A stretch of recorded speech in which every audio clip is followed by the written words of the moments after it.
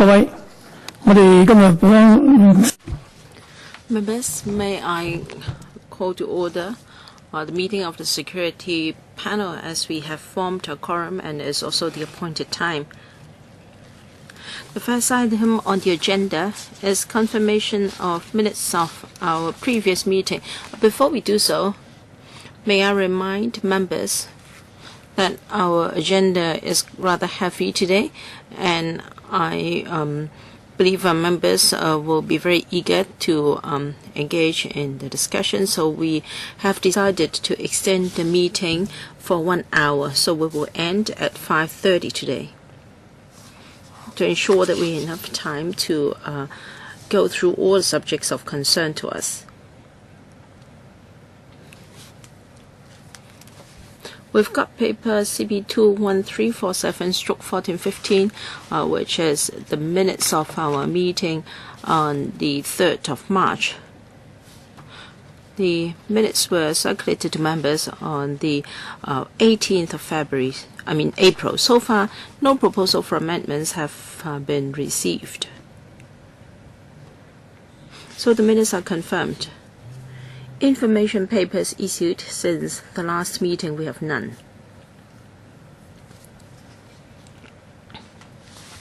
Now we go on to discuss the meeting time and agenda for the next meeting. The next meeting is scheduled for the 2nd of June at 2:30, a Tuesday. The administration has got 3 suggestions for us. One is the scope of application of Section 161 of the Crimes Ordinance concerning access to computer with criminal or dishonest intent. And the second, training on psychological quality of police officers. And 3, construction of quarters for the disciplined services in Kwun Tong. 3 items are proposed.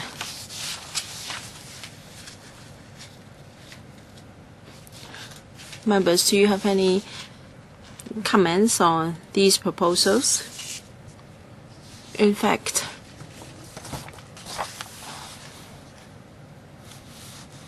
we've got a list of outstanding items for discussion. And item 9, police handling of police assemblies at Mongkok in late November 2014. I believe we're going to cover this in today's meeting.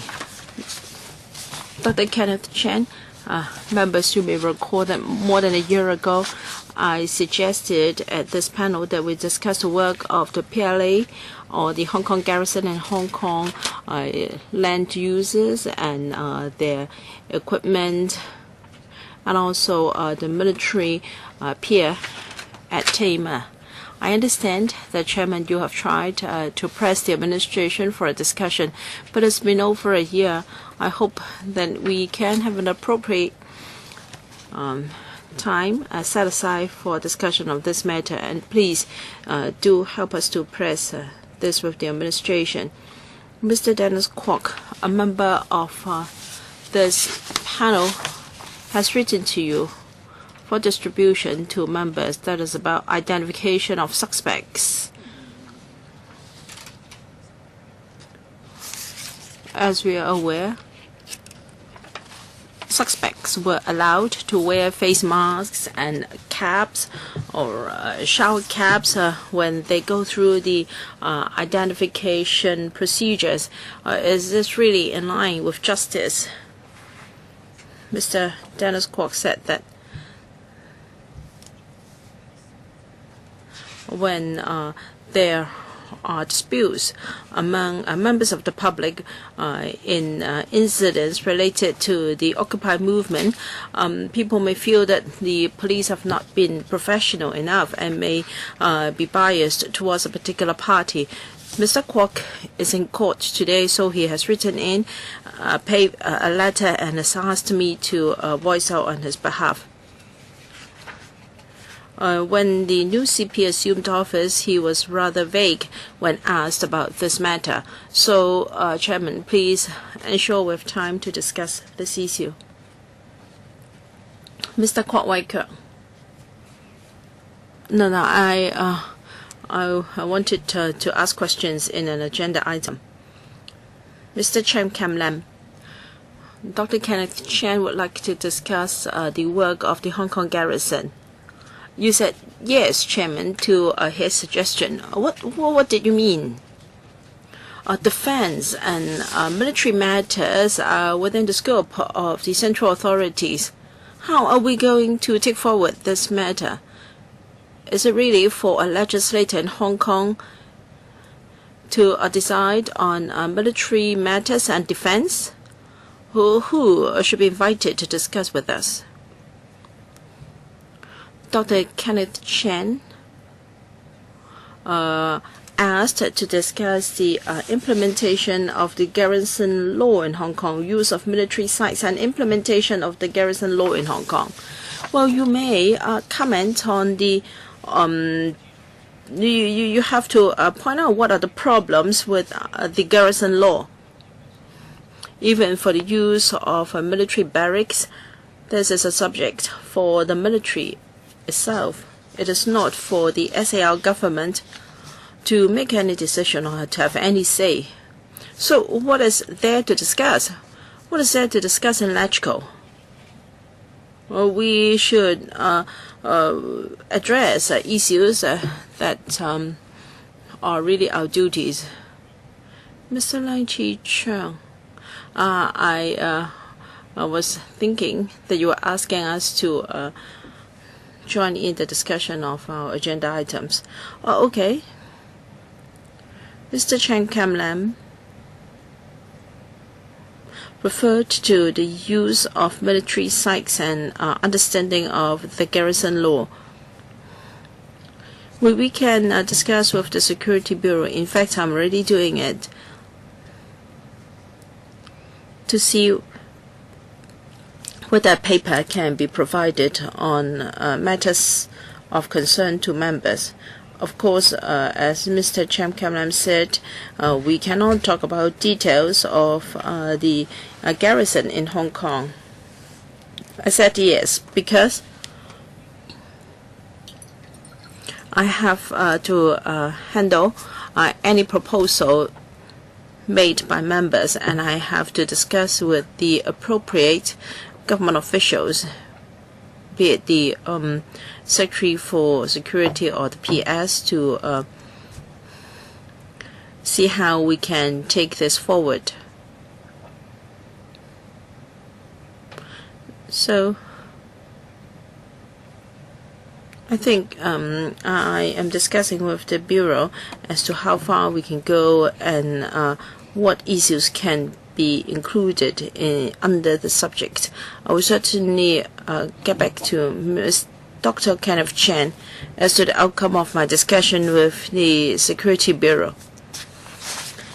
And regarding Mr. Dennis Kwok's letter, well, I don't think we can afford another special meeting. But I am sure there are members who are concerned about this subject. Today we have an item on handling of public meetings and public processions, and we have representatives from the police today, and they can answer some of members' concerns. Of course, this letter will be forwarded to the police, asking them to give us a written reply. If after today's meeting or after reading their reply, still think that we should discuss this item, I will see whether we can do it in a regular meeting. All right, let's see if we can cover part of the issues raised by Mr. Kwok in the letter. We'll also ask for a written reply, and we'll see how Mr. Kwok will fight to have a special meeting. And then Mr. Chen Kam-lam sounded rather agitated. He said, what was there for us to discuss? In fact, the garrison law is part of our law in Hong Kong, and I don't think he has to be so agitated. Please deal with this issue calmly. All right. Mr. Chairman, it's not that I had jumped up at this issue. It's just that LegCo has its terms of reference. Please go through our rules of procedures and our terms of reference. Was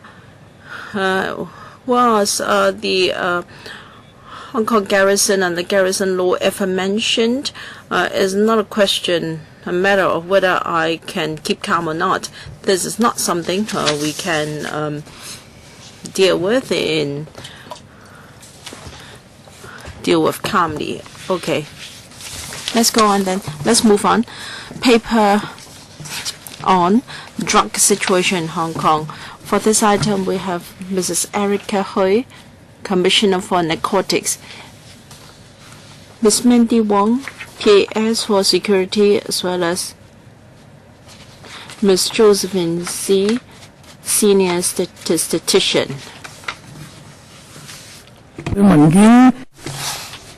And you have all received the relevant documents, CB2 13451411503. That is the document. Now, I would allow time for the introduction of the relevant paper so that our members will be able to discuss more fully the paper with you.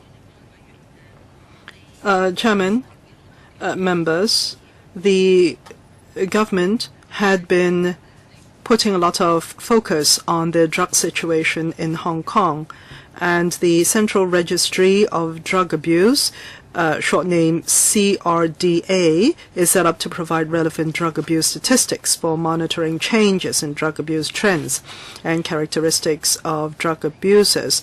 It is not a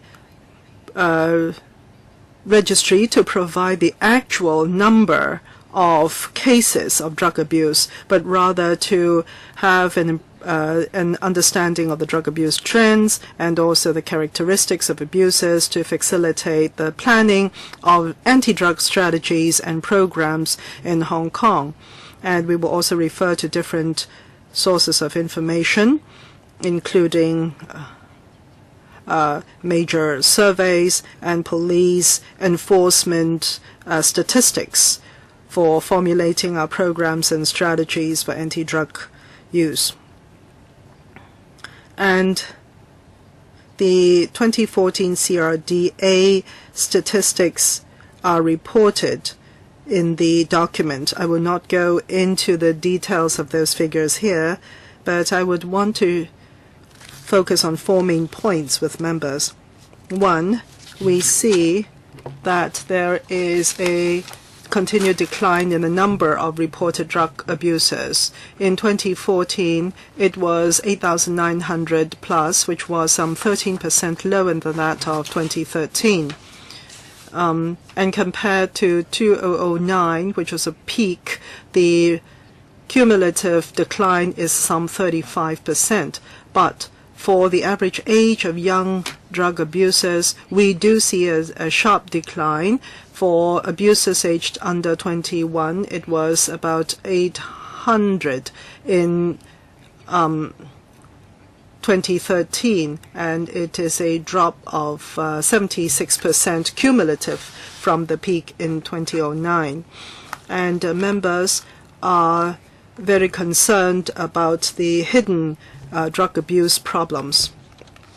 And we look at the trends and the age concerned in this regard. In the 2014 figures, we see that over 50% of first-time reports for the duration of drug abuse was over 5.1 year, and compared to 2009, 2.1 year is some 100% increase. A third area that we are concerned about is that in the recent years we see that the young drug abusers is a problem. Young people, in fact, involved in drug-related offenses remain a concern because there are serious consequences for such offenses, and there is a serious problem for persons aged under 16 being convicted for drug trafficking, and the situation had stabilized somewhat in 2014 with 45 convicted as opposed to 63 convicted in 2013. We have to do more in this regard. And also for the prevalence of psychotropic substance abuse, it continues. The number already exceeds the number of opium users, and there are an increasing trend, rising to 1,402 in 2008 and 2,025 in 2014. And we do see that there is a sharp drop in young drug abusers. But on the other hand, we have to be continually vigilant, especially for hidden drug abuse and also for psychotropic substance abuse. And for the latter, there is an increasing trend, and also the duration for abuse is extending, and the physical harm for the abusers is very serious indeed. For the person himself or herself, for the family and for society at large, it is a major burden, and we should do more in this regard. And I would want to talk about the five-pronged strategy comprising preventive education, publicity, treatment and rehabilitation, legislation, enforcement, and external cooperation and research. In the past few years, because of the four main areas of concern in terms of PENP, that is preventive education and publicity, we have done a lot, and in particular we are focusing on the students, parents, schools, and also the community for prevention purposes. And in particular, we are tackling the issue of hidden drug abusers through the Beat Drugs Fund. We will support initiatives at the district level to publicize the harmful effects of drugs. And we will devote further efforts to establish partnerships so as to prevent and for early identification of drug issues and drug abusers, and also through a 24-hour hotline 186186. We want to encourage people with drug issues to seek help as early as possible.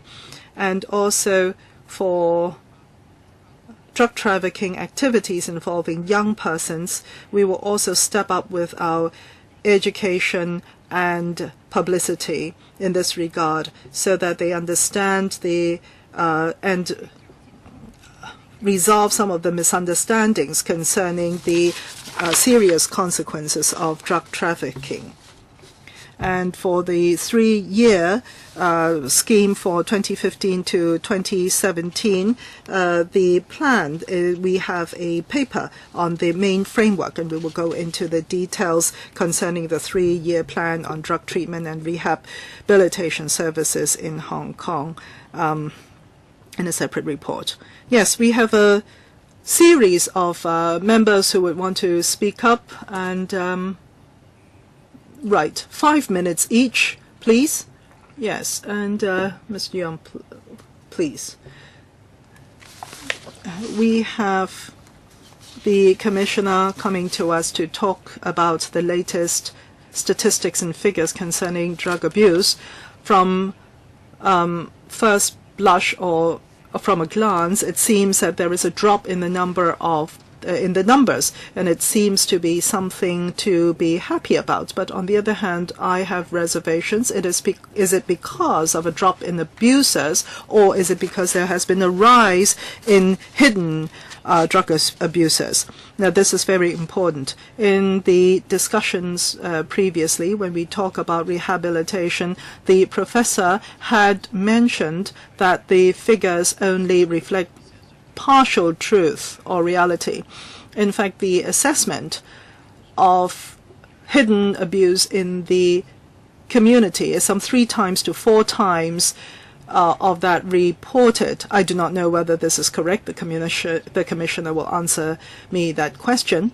Now, for the number of cases dropping, if it is because of a trend of rising hidden abuse, then do we not have even bigger or stronger reasons to do more work? And that is to say, we should have an early detection program put in place, because if we look at the duration of drug abuse before discovery, it is 5.2 years as opposed to 2.1 in 2009.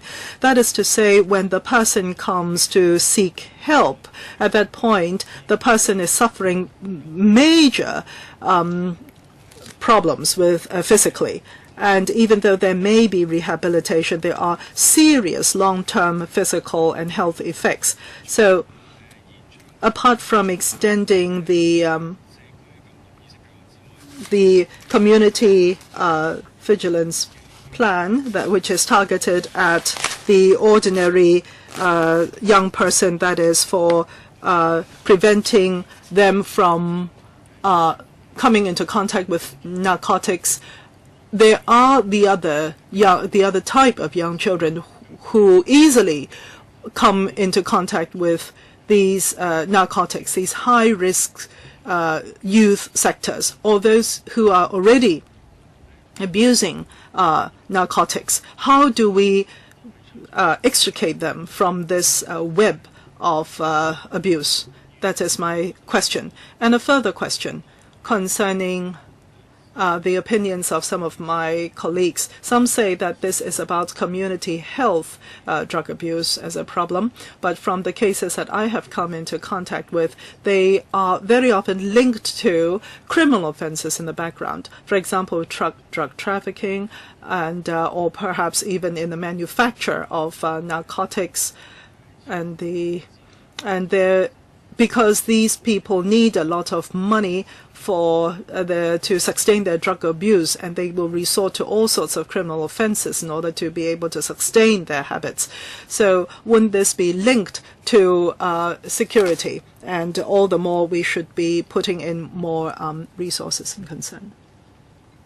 Concerning hidden cases and the concern, this is something that we have been focusing on for some time. And in handling this problem, early detection is important. If we can detect early, recognize early these people before there is significant physical harm done, we can help them. That is the point. But there is no particular prong of work which will be sufficient or will be able to help us in solving this problem 100%. So we have to resort to a number of different prongs, including the hotline, in order to help with combating this issue, the helpline. So, and also to encourage and to prevent. We would want to do that kind of work as well. So we would want to create an environment and a situation where these drug abusers can be detected early. Regarding the rescue drug testing scheme, or DRT, there has been a lot of discussions, and we're aware of concerns about the human rights of the drug abusers concerned. We will try to address these issues and do another public consultation, because we believe the discussion is important. Mr. Chen Chi-Chin, first I thank Mrs. Erica Hui for being so successful. The number of young drug abusers and the overall drug addict population have both dropped. Of course, you can say that you failed to found them when the crime rate is low. By the same token, you may say this because you've just failed to arrest the criminals. Whether drug abuse is really a very serious hidden problem, I'd like to discuss with you. Theoretically speaking, when there are no new drug abusers, then those you that are reported new drug abusers are actually older abusers. So the later they are found, the longer their drug history. So how can you assess whether the hidden problem of drug abuse of drug abusers is more serious? Because if only those with long drug histories and old drug abusers are reported to you, of course the year of abuse would be longer. And Mrs. Hui, we are strongly against the RDT, and then at the ESC meeting we had a very long debate on the establishment of a new post. And Mrs. Hui, you said that for the time being there won't be a lot of progress, but you told us just now that there will be another round of consultation. So what is your plan? And the quick test using saliva. Now the trial is over, so what will be the application of the test?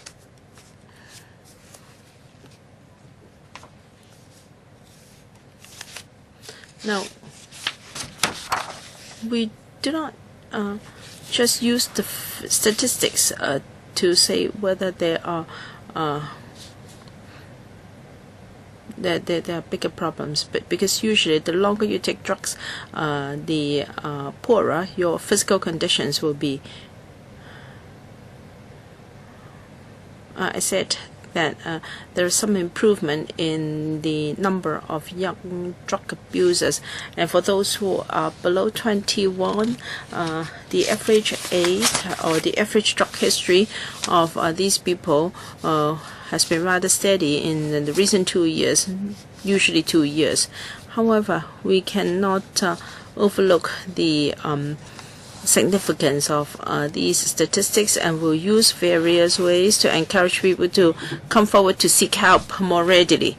May I say this, you will consider to take care of the problem of hidden drug abuse, but you cannot draw the conclusion from the statistics that there is a worsening situation. Mrs. Hui, when we see the figures rising every year, it is hard for us not to draw the conclusion that the situation is not worsening. However, this is but only among one of our many concerns. So we try to take care of this in our work. And as for the RDT, as I said at the ESC meeting, a lot of research has to be done. We have to balance the respect for human rights, but if we perhaps we can see how we can improve our follow-up mechanism so that members can be more assured, and the research is still going on. We don't have any timetable for implementation. I do not have a crystal ball here. I cannot gaze into the future and see whether the situation will worsen. Even though we haven't got any consensus, we still want to come up with something, and if there is agreement in the community, we'll know what to do next. So to answer Mr. Chen's question, we do not have a very urgent timetable for the public consultation. As for the speedy test using saliva, the test is still being developed. We'll wait for the relevant organization to complete this work. And what is there any plan for application? So far we don't. We have to look at it as a whole. Mr. Lun Chi-Chang, thank you. Looking at the statistics, indeed, the number of drug abusers has dropped, although the drop is not very marked. We're not talking about a double-digit drop all at once. Anyway, we see that the work of the police and the narcotics division have paid off. It's just that we cannot expect to solve the problem overnight. And information from the registry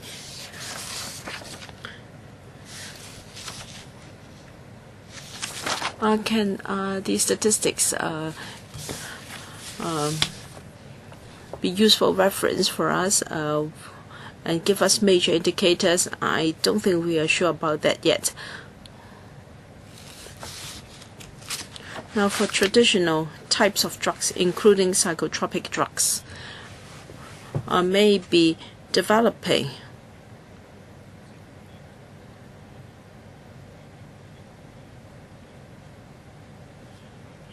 In the past, people used to take cocaine more, but now the number of narcotics analgesics abusers is dropping, and yet ketamine is now the most popular type of psychotropic substances abused.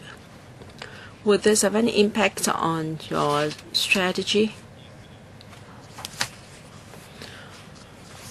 They like to take drugs in places they usually gather, such as karaoke or at home. So will you tackle the problem at source?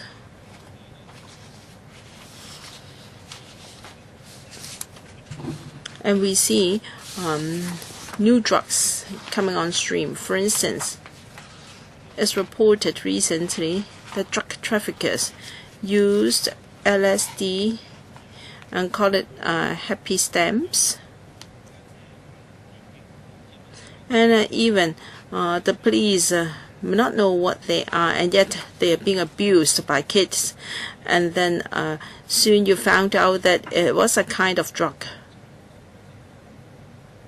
So maybe you have to step up your intelligence gathering work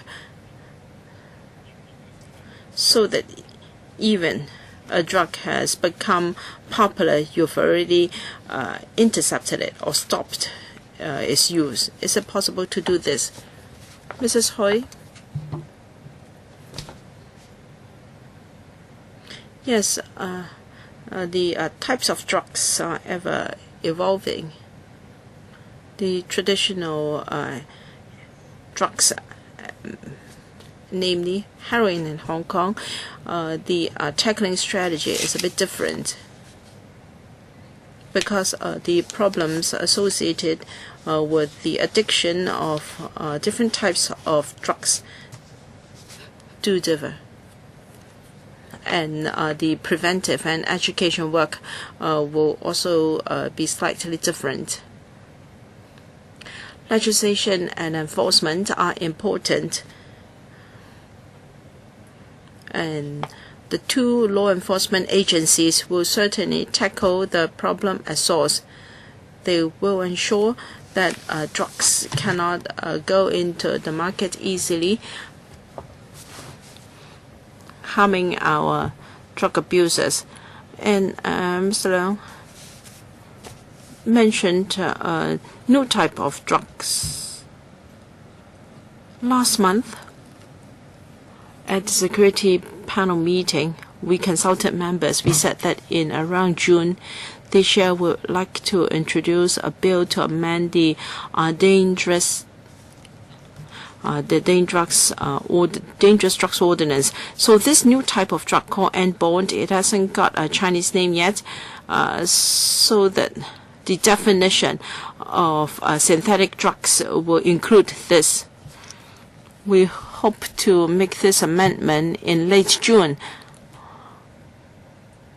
and we do keep track of new developments overseas,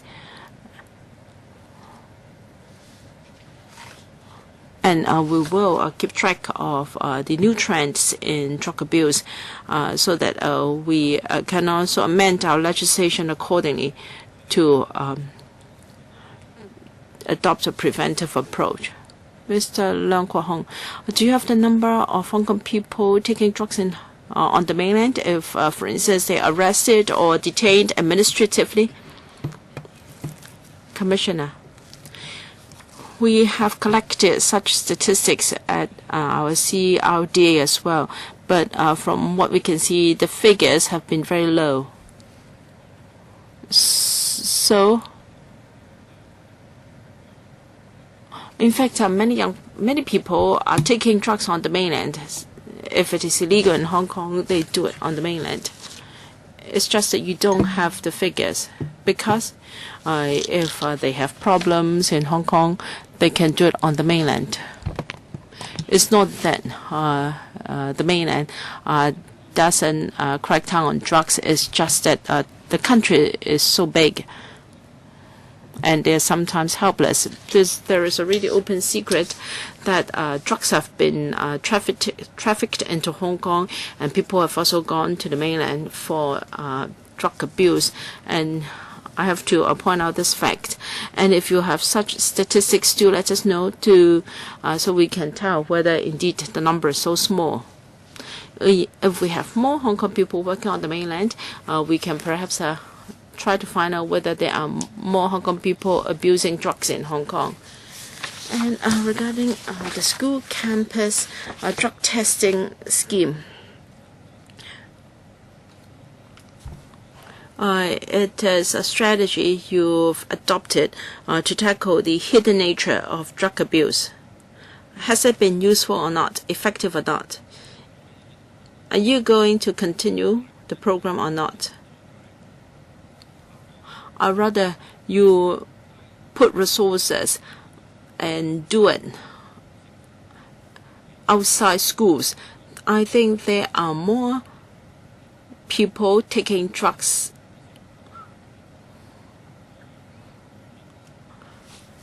in the community than in schools. It's easy for teachers or social workers to identify the problematic students, those who are very drowsy in class, for instance, those who all of a sudden have a lot of money to spend.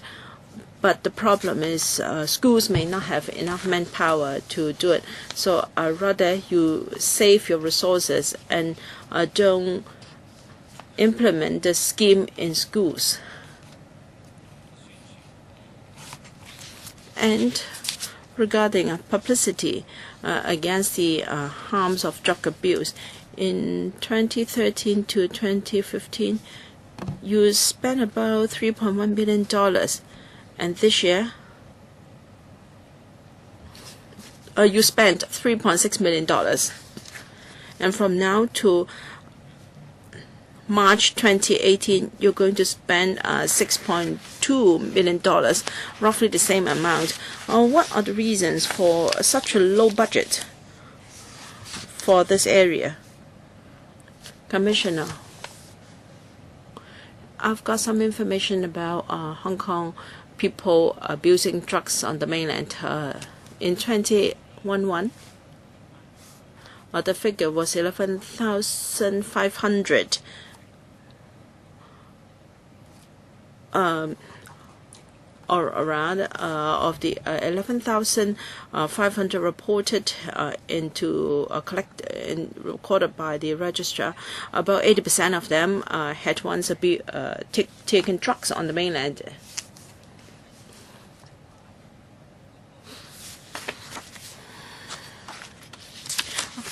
Is this figure reflected in our system? That is something that's up to certain interpretations. For example, arrests in Hong Kong versus arrests in mainland. And we have heard generally that there are a number of causes or reasons. One, the RMB has appreciated, and the drug abusers find it perhaps more expensive to go to the mainland to take drugs. And there are less of these people because of the appreciation of RMB. And secondly, for the arrests and the 14 days of detention is preventive. It is effective in prevention. Yes. Time's up, but you can continue with the answer. Well, I want to talk about the campus testing. No, wait for the next round. Yes, you said that the number of drug abusers had been dropping. That seems to be misleading, because this is about the drug abuse that are reported. and this does not really reflect the actual number of drug abusers. But of course, the reported cases being less is in fact a lower figure, and in that case there is some efficacy in your work. Perhaps you have been performing well, or perhaps the police have also been performing well in their enforcement. Now, I think we need to put in even more efforts to minimize these drug abuse situations. Rather than to rely on a lower statistics for drug abuse, we must not rely on that.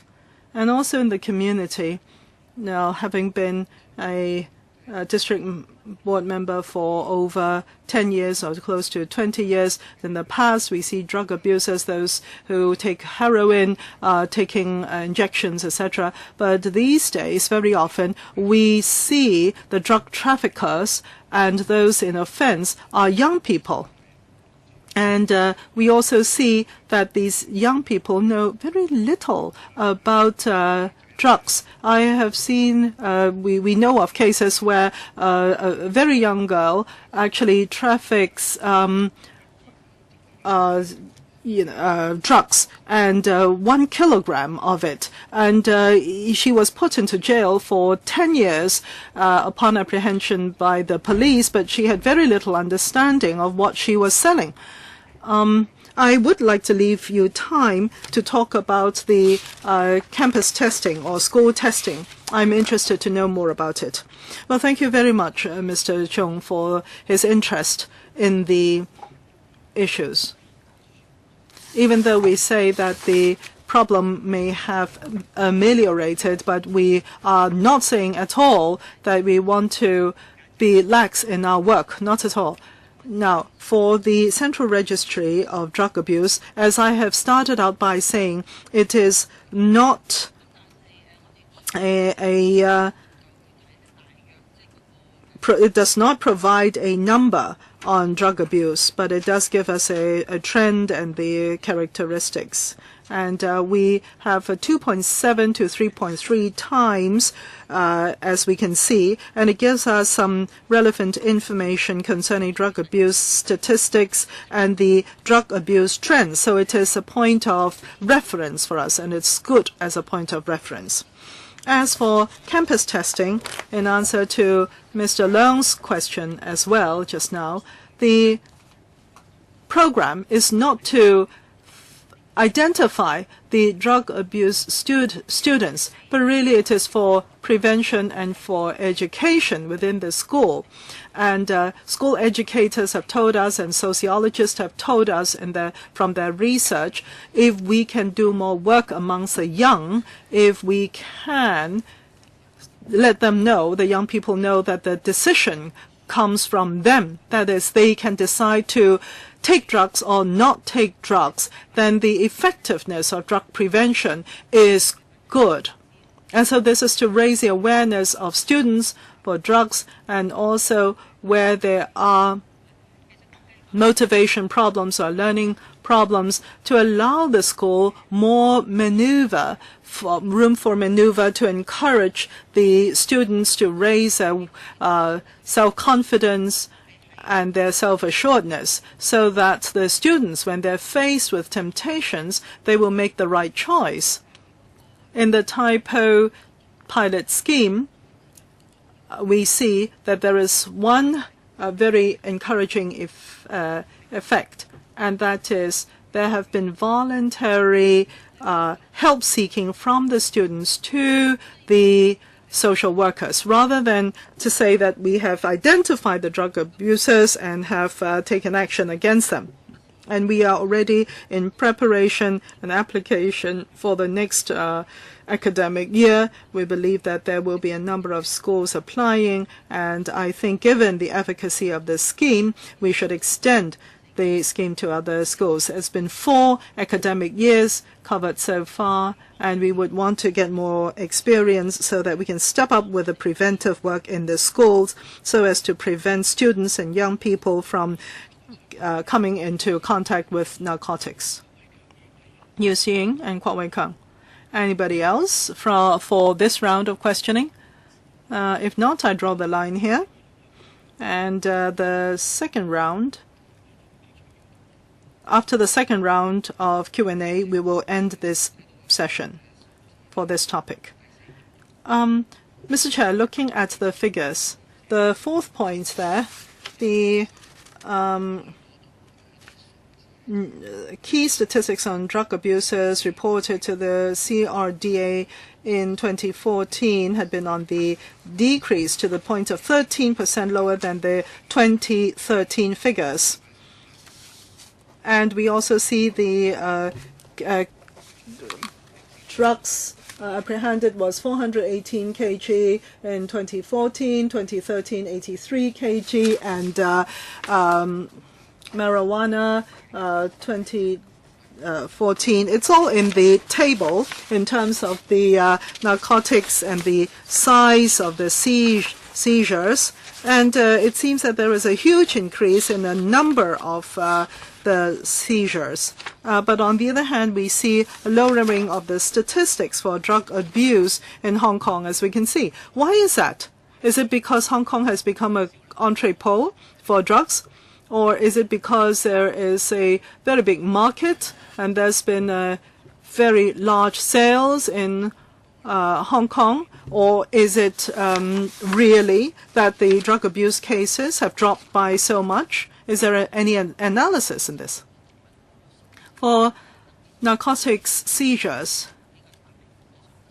where there are large increases, it is because there have been some major cases of seizure. In 2014, the customs had,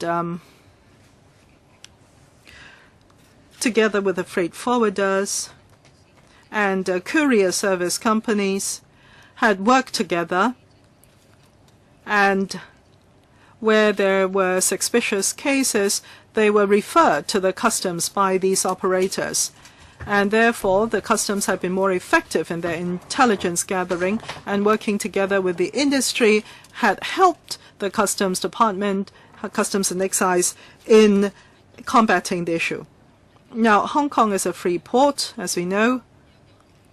Some people may want to utilize Hong Kong as an entrepot to trade in drugs.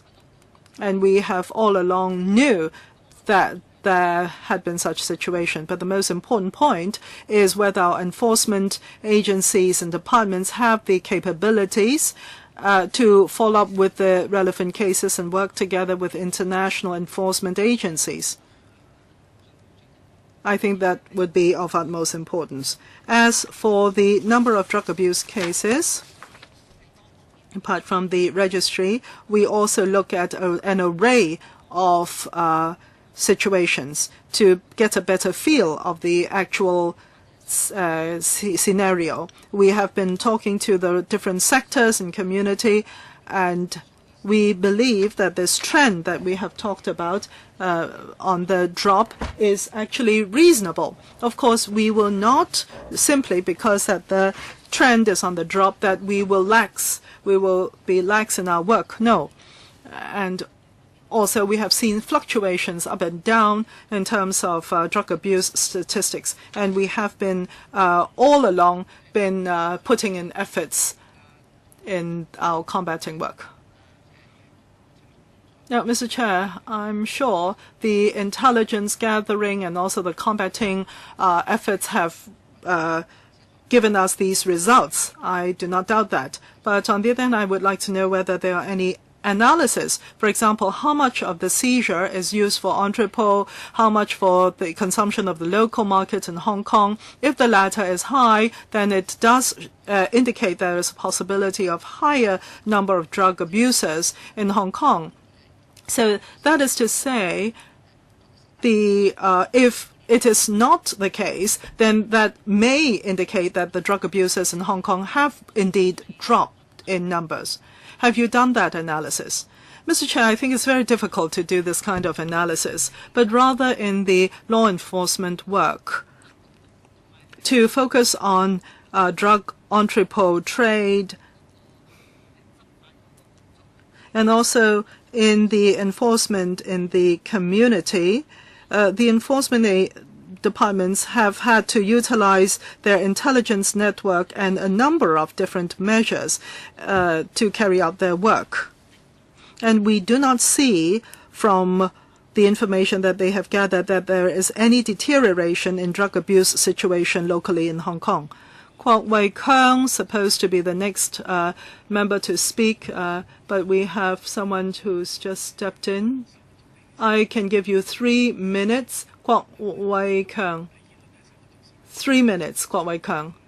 Thank you, Mr. Chair. I am a registered social worker myself. Ordinarily, for taking up a case, the person involved, the principal, will have to make a decision. If the principal is prone to suicide, we have to report it to the authorities. And for helping persons from staying away from narcotics for these abusers, it is us who have to report these cases rather than to have these people, the drug abusers, ask for help voluntarily. If human rights is put into the first and foremost position in all analysis and discussions, then we don't have to combat this drug abuse.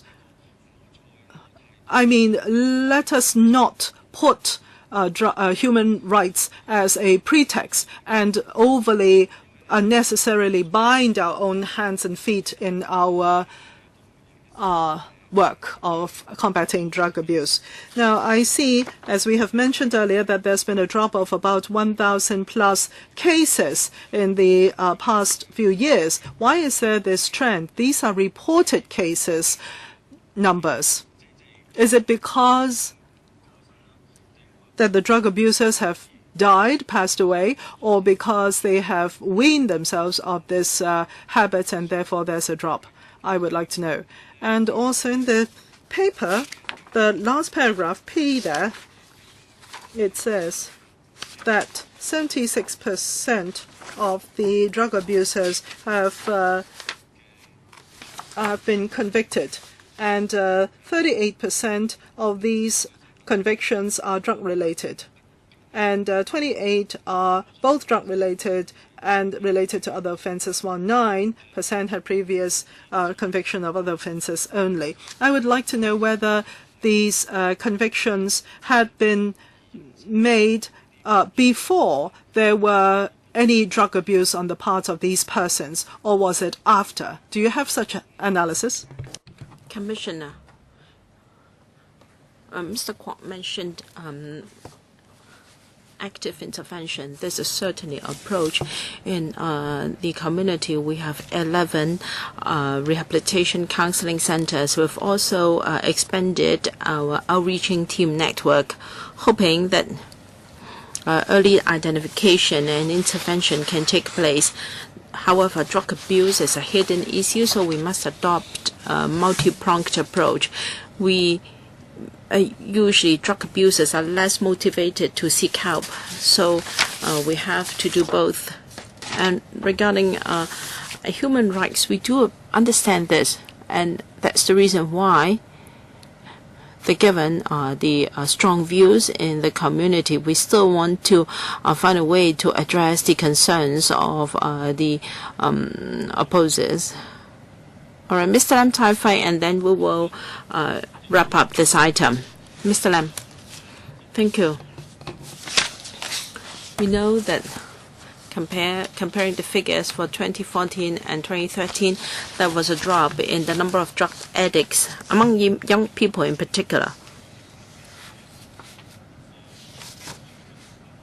Given that there are so many unhappy things in society, this is at least a more positive sign.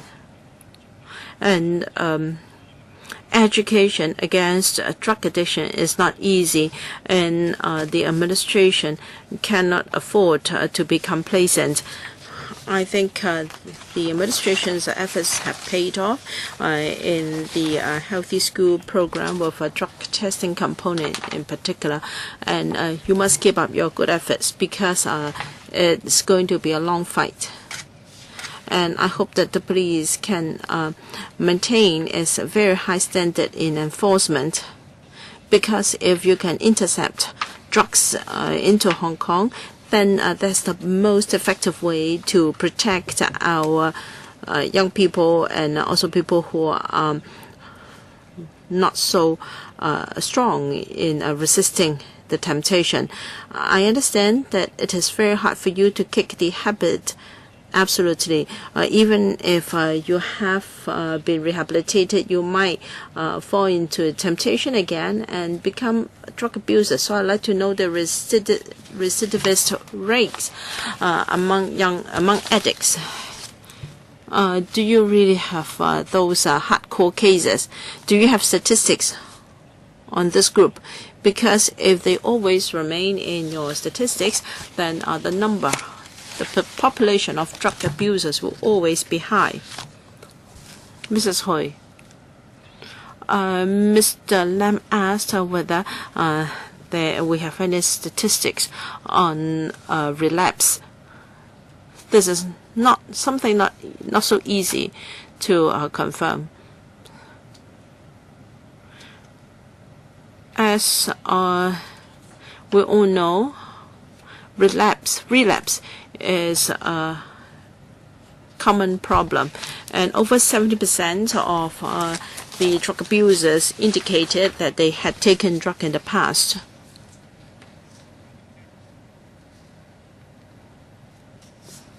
We have spent a lot of resources in treatment and rehabilitation services recently, and in the past our focus might just be on treatment.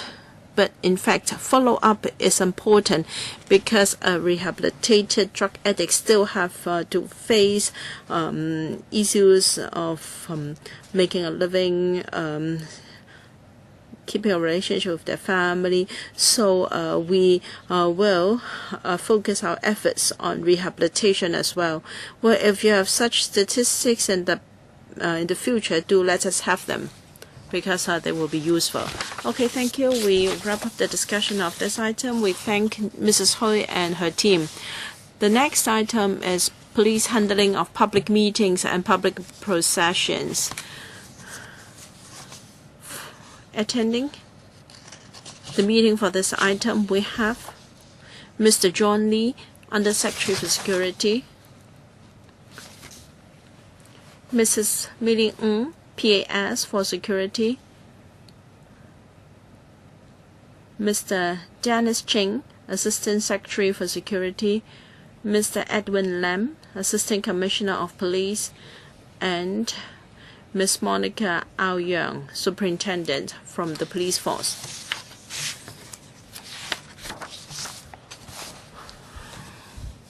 At the last meeting, some members expressed concern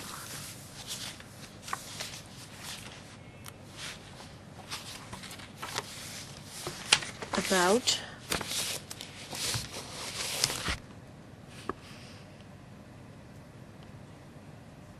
the equipment used by the police at public gatherings. I understand that members are concerned about the use of special crowd control vehicles or water cannon, and maybe it is worthwhile to have a discussion of that as well.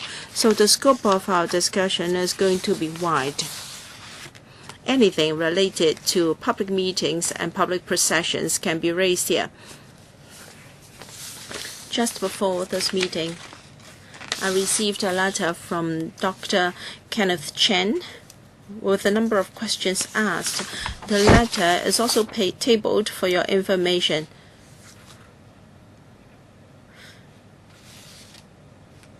And when we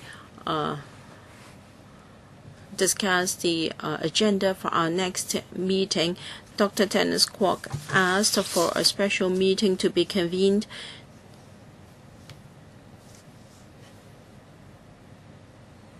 to discuss the police handling of cases related to the Occupy movement, and that could include arrangements in identification parades and also other matters.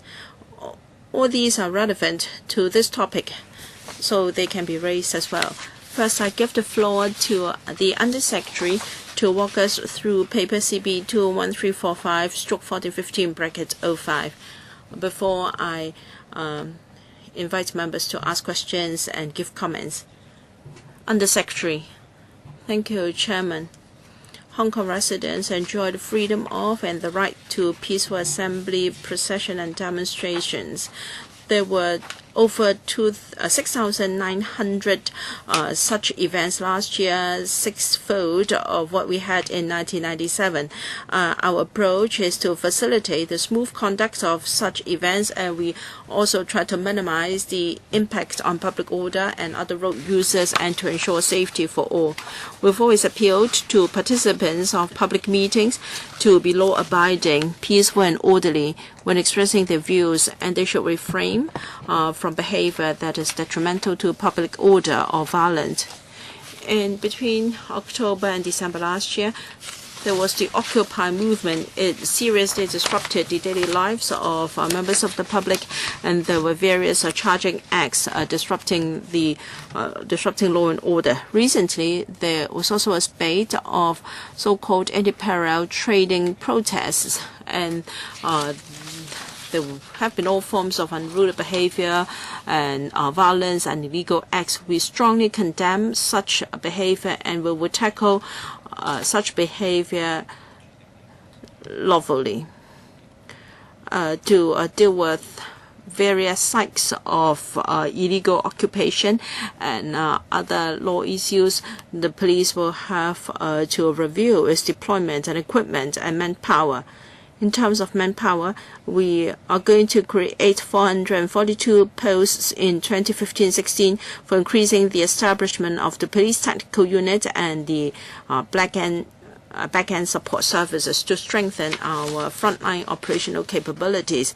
As for equipment, we plan to procure 3 specialized crowd management vehicles with water spray devices, so that we can have another option for effectively dispersing protesters who stage violent charging acts and creating a safe distance between protesters and police officers, reducing the chance of injuries. We will formulate very stringent operational guidelines for the use of such vehicles, and will provide very stringent training in the use of such vehicles. The Society of Hong Kong is in general law-abiding.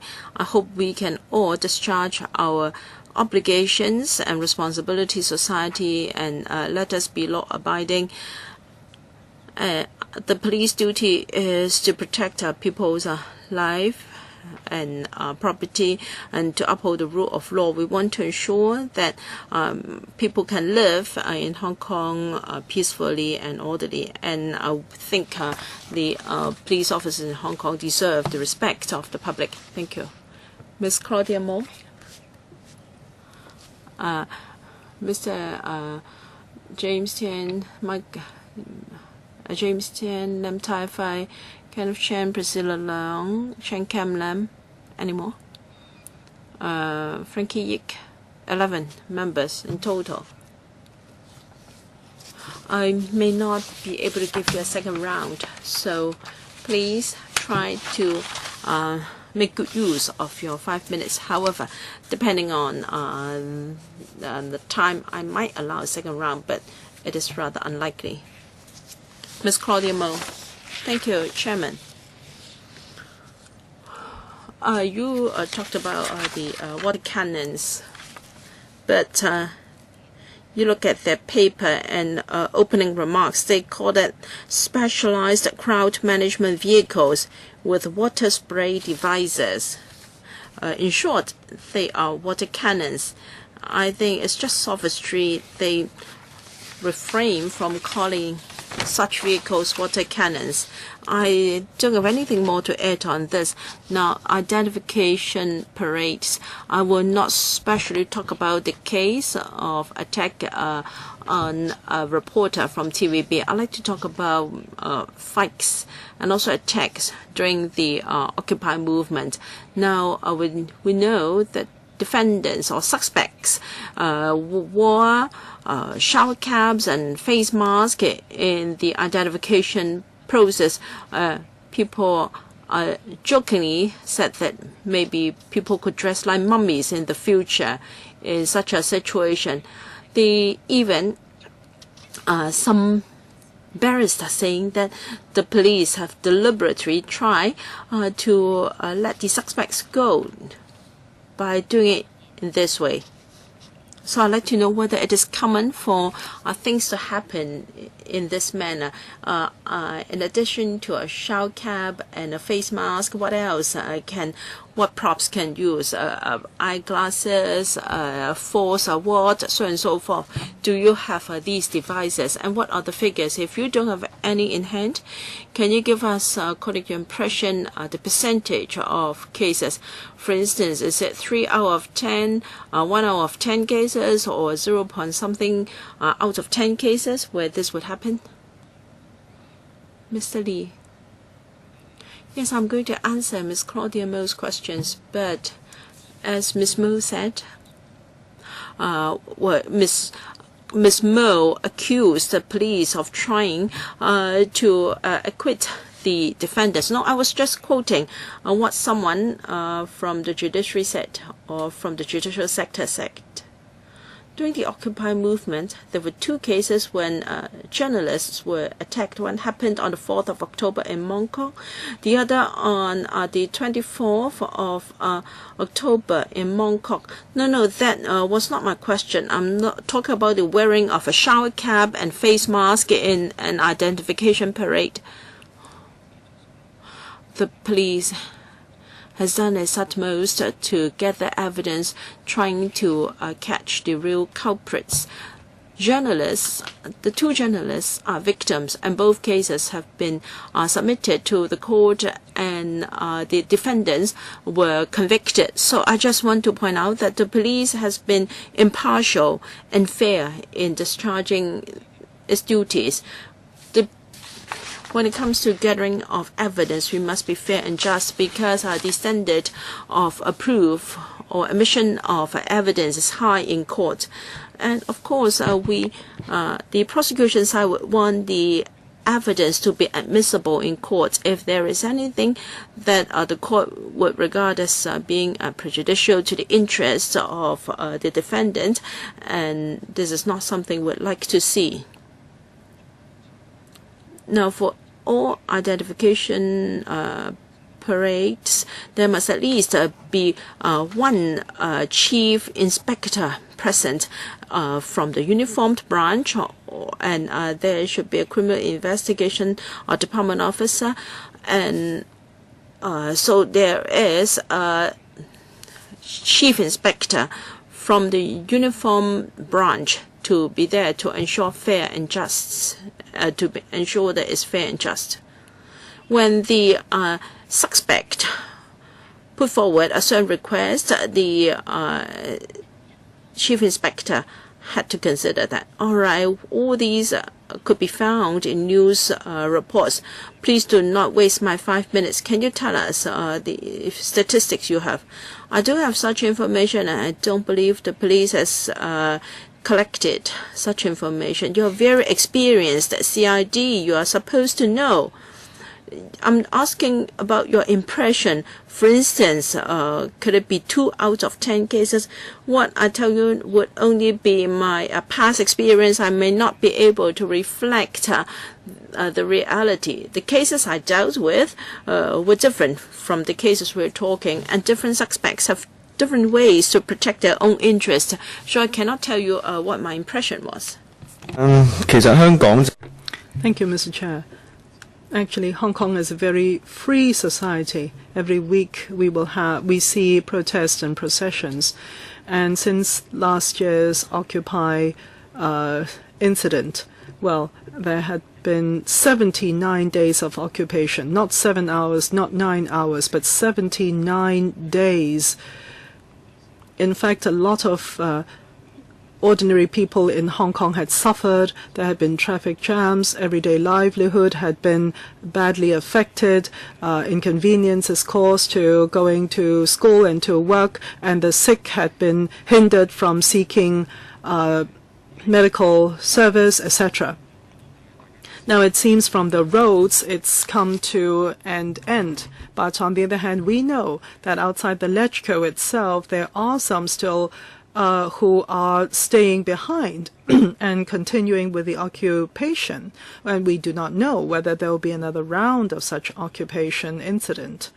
And there had been different colleagues or members of the LegCo who had been working on this. I would want to point out that the police in the past period of time had put in a lot of efforts in facing intentional provocations and the passing of these cordoned lines and making it very difficult for them to carry out their work. And we have, of course, a report from the police as well, and there had been a few points made. There were 2 colleagues who, because of heart disease, had been hospitalized. One had passed away. The other had been released from hospital. I would like to know whether during service there had been hospitalization cases apart from the 2 mentioned just now. And also, for the police, when it comes to a certain ranking, there cannot be any application for OT compensation. What ranking would that be?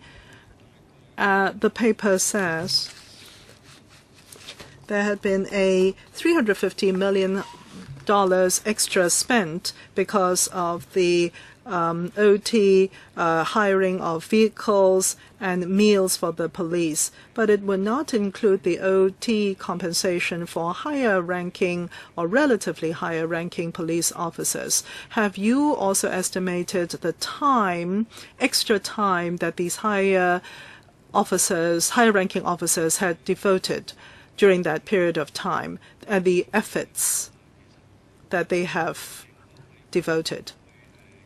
A third question. In the past, the police, in terms of criminal offenses, had been very effective and efficient in their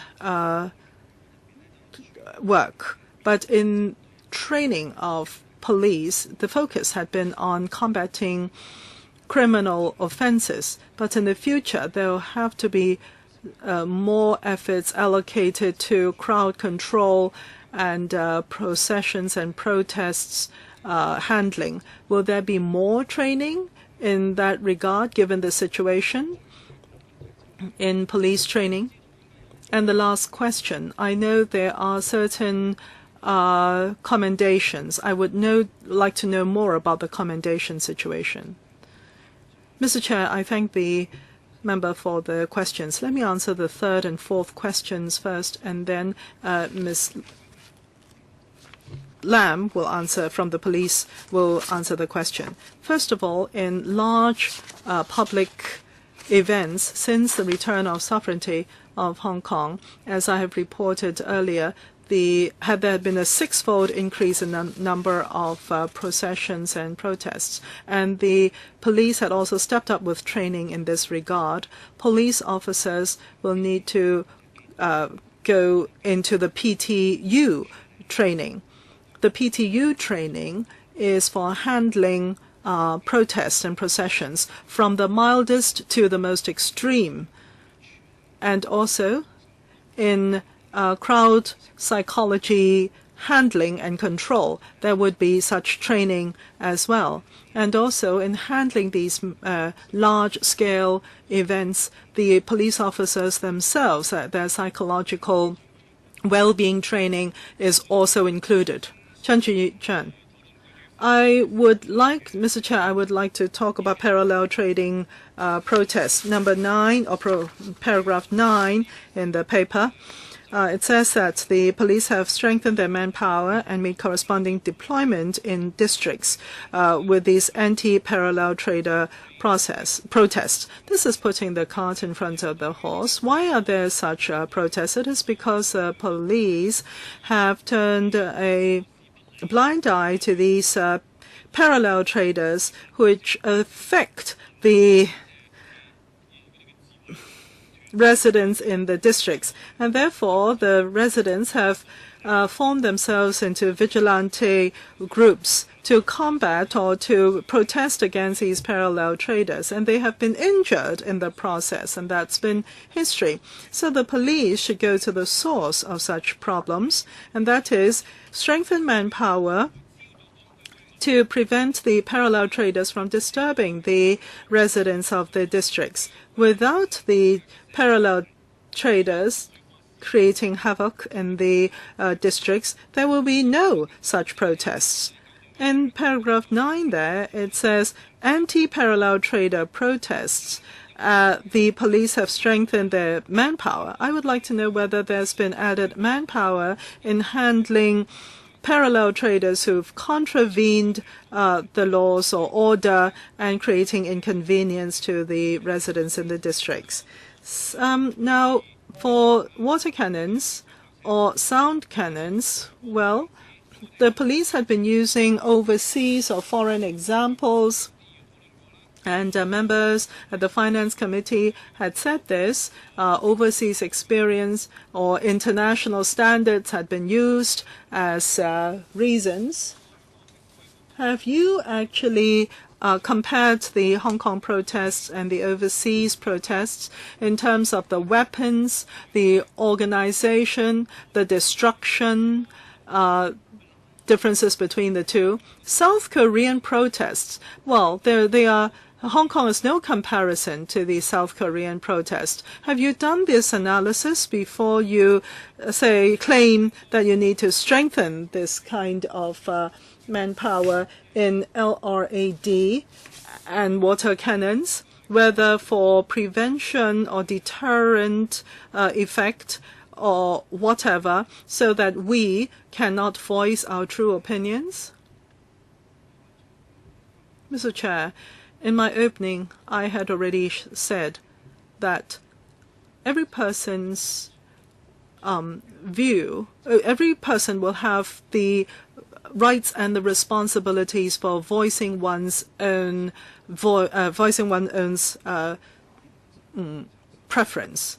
And there had been incidents, and the Chief Secretary had convened a number of meetings cross-departmental to deal with this, and the Hong Kong government is very concerned about this. We have measures to combat this, immigration, customs and excise, FEHD, police definitely, and even the lands department and the fire services have all devoted efforts in combating parallel trading. But of course, members of the public in Hong Kong are free to voice their opinions concerning parallel trading. But there is a true fact, and that is, even on the TV screen, we see that there are some behavior which amounts to bullying, which amounts to affecting the safety of other people.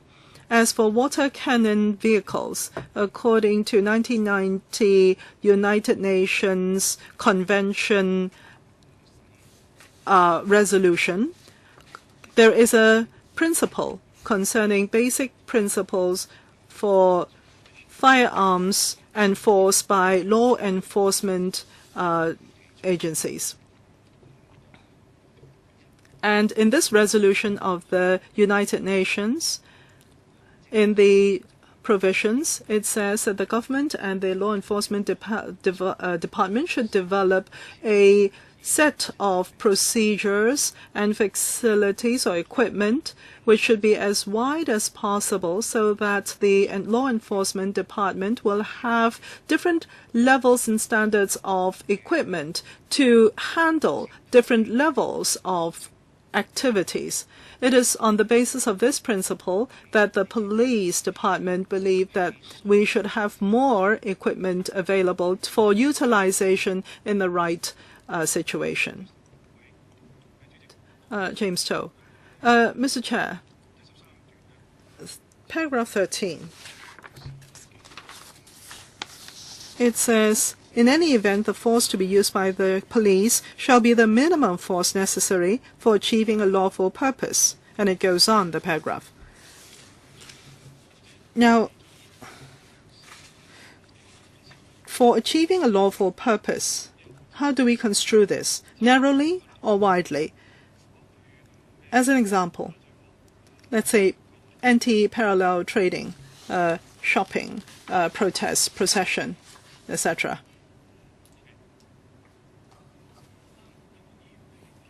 Alan Kwok Hong, it is not your turn to speak.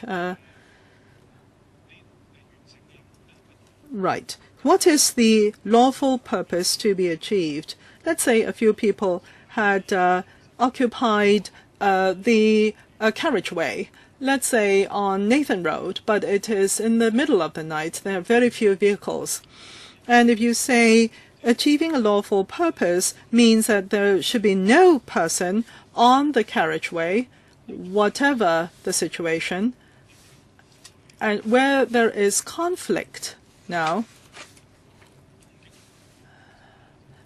and if there is any force used against the police, what would be the situation then? But this is not the import of my question. My question is really, at the handover of the Commissioner of Police position yesterday,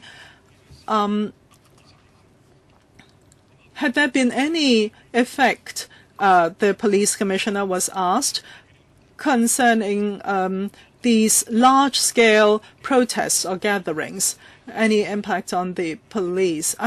Well, the two commissioners, the incoming and the outgoing, had different answers. The Security Bureau is higher than the police commissioner.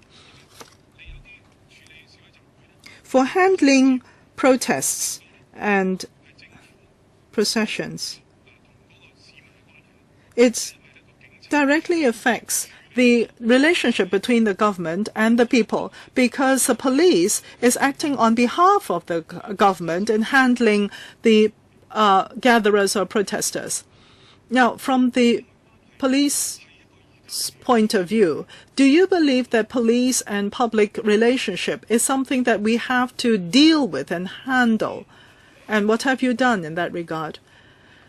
Mr. Chair, thank you for the question. Mr. To's question, of course, the Security Bureau has its view on this. Of course, police and community relationship is very important. The efficacy of the police is based on the support of the community. I think it is a positive one. Of course, there may be different opinions, but overall speaking, it is positive. And we have some objective figures to support that view. First of all, is the police still trusted by the people? This is something that we look into, very important. The 999 help number seeking police help in 2014, there was 2.3 million plus, and over 900,000 cases needed to be followed up, which is an increase of 5% from last year.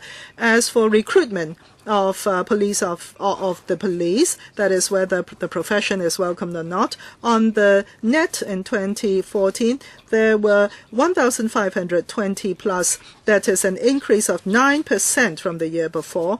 And in the actual recruitment application, there had been an 8% increase. In 2014, for criminal case or reporting, there had been over 17,006, which is 14% increase, and a 13% of reported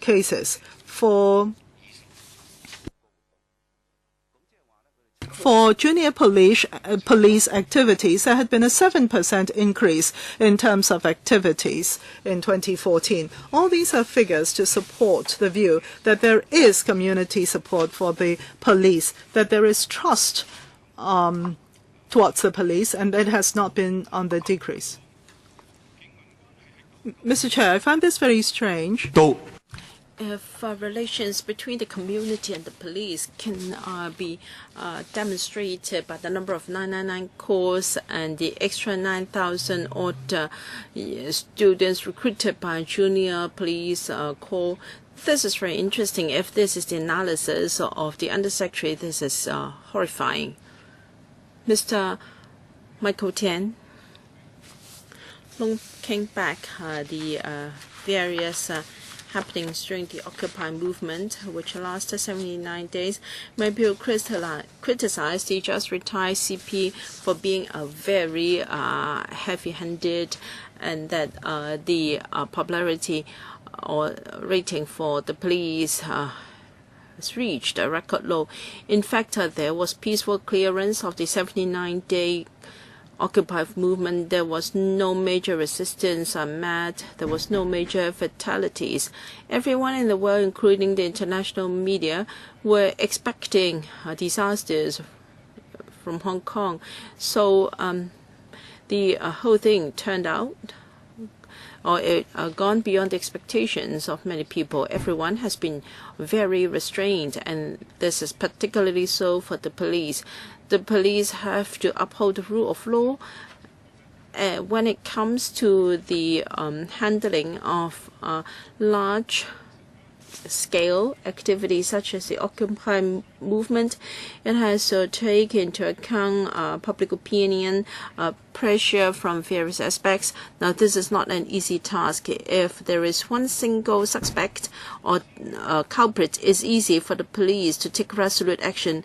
But when thousands of people were involved in an illegal movement, it was unprecedented. How many people could the police tackle in one go? So I think we should vindicate the former CP and also his police officers. When members of the public respond to a telephone questionnaire survey, perhaps they should take into account the objective facts before they make a response.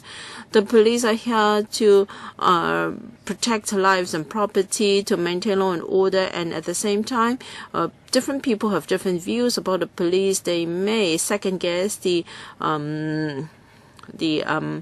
operation of the police. I myself had some misunderstanding in the past, and the Undersecretary said that the relations between the community and the force are positive, and he quoted some statistics, but I urge you to be cautious, because such a questionnaire, opinion polls may not be positive to the image of the police. Now, I'm very concerned about the relations between the police and students. How many students understand police work? And how many of them understand the factors that have to be considered behind every major decision? Is there an opportunity for the police to narrow the gap between the force and students? Because the latter are more idealistic, and they are courageous, and they may act on impulse. So shouldn't you explain more often to them things that you have to consider when faced with a massive illegal movement, and what is the balance you intend to strike, and whether, according to the students, you have struck the right balance? Undersecretary, the police does attach significance to communication with students. In fact, we set a lot of store by communication with the public. The police force has plans to go to different universities to explain to them our work. In fact, they have got this mentorship scheme for many years.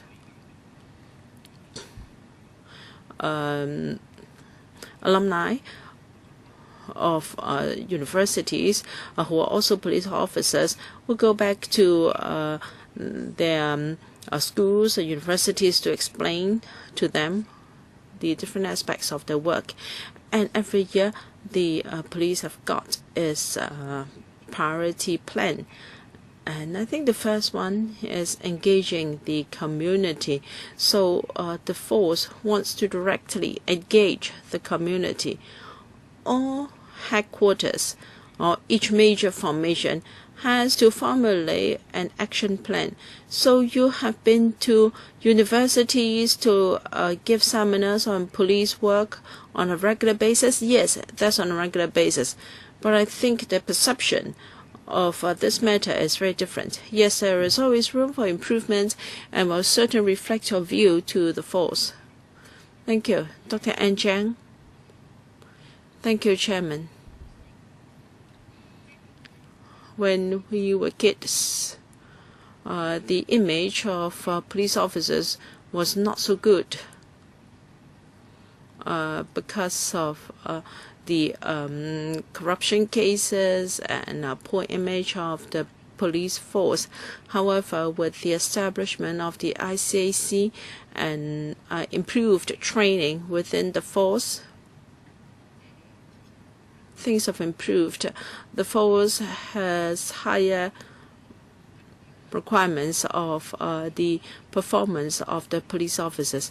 In the recent few decades, our police officers are of very high caliber, and the crime detection rate is also very high. Recently, there was a kidnap case, and within a matter of days, a suspect has already been arrested.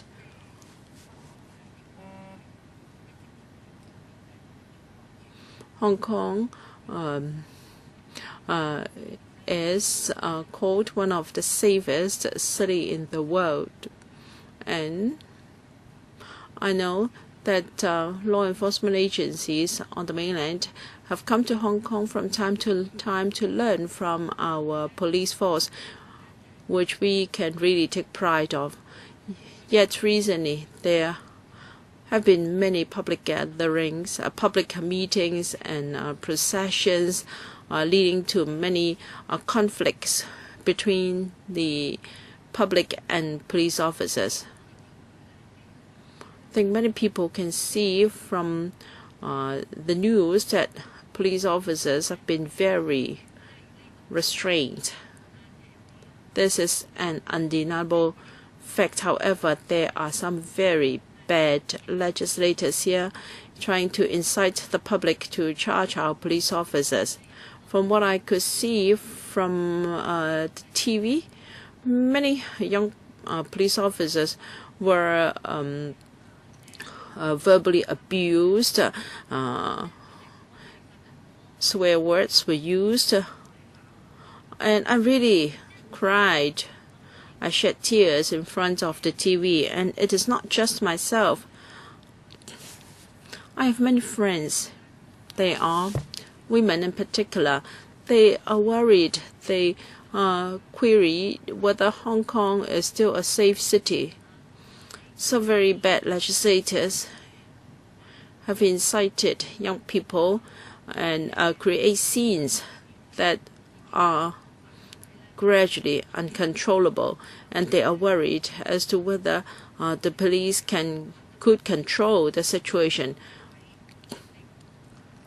Thanks to the former CP, Mr. Zhang Weihong, he guaranteed to the community in public many times that the force would do its level best, and there was no need to call in the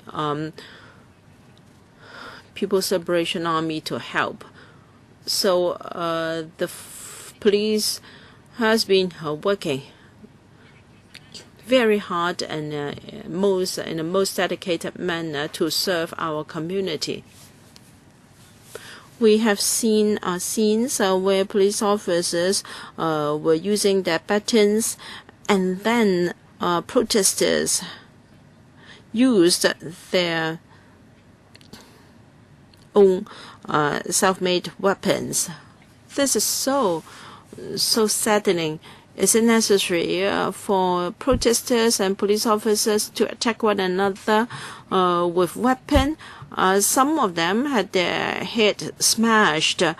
Could there be something like water cannon vehicles to help? And now is only recently that I learned that we don't even have one single water cannon vehicle in Hong Kong. I think in the recent, I learned that in Seoul, dozens, now I don't have the exact figure, but it appears that they were using water cannon vehicles and the whole city looked like a big fountain, and very safely they used such vehicles to disperse the protesters or crowd. Was it Mr. Kenneth Leung or Kenneth Chen? You can use pepper gas or what chemical in the water sprays. I don't think they should second guess the they should not second guess the police officers. Dr. Ann Jiang has talked about bad legislators a number of times, although she didn't actually name any, but according to my understanding, Leung Kok-hong must be among the bad legislators. We're told that there were close to 7,000 protests last year, a 6-fold increase compared with what we had in 1997 before the handover. Now, this is a very unsettling figure. If the trend is to go on, if the number of protests continues to rise, Hong Kong is in deep trouble. We might have gone to a stage of no return. I think everyone in Hong Kong and all sectors of society must reflect on ourselves. How come we have got so many public meetings and processions in Hong Kong? This is a social issue we must face up to. So does the administration regard this as the norm or a sign of ailment? Now, if it is a disease, then you must tackle the disease, tackle the symptoms. Otherwise, the situation will only go from bad to worse, and we will be seeing a dying Hong Kong, and this is not something we want. Public meetings and processions have adversely affected our law and order, and has also to a certain extent disrupted public order and our traffic. No one can say that this is not a fair remark. And according to the Undersecretary, the people of Hong Kong have the right of public gatherings and assemblies under the basic law. That's true, but the spirit behind this, such events must be conducted in a lawful and peaceful manner. From what we could see from the TV, many public meetings ended up in chaos, where there was no order and no control at all. For instance, on the 24th of April, I attended a prize presentation ceremony in Cultural Center because the school, my school, Lam Tai Fai Secondary School, was the only school who won an award on design. So myself and my teachers wanted to attend the meeting so that we could share the joy and also the award with our students back in school. But many protesters, including Leung Kok-hong, led the protest. They charged at us, and I will call Leung Kok-hong a bad guy because I couldn't even take a photo so that I could share the joy with my students.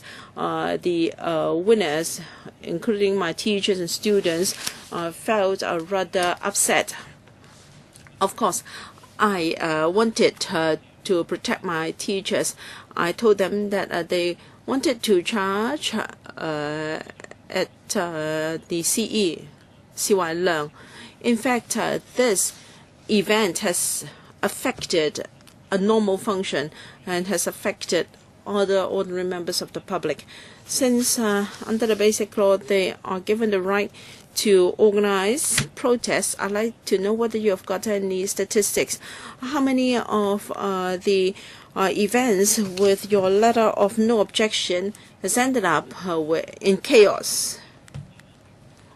So if these organizers consistently turn these events into chaos, will you continue to give them this letter of no objection so long as they have applied to you 7 days prior to the event with no regard for public safety, public order and traffic?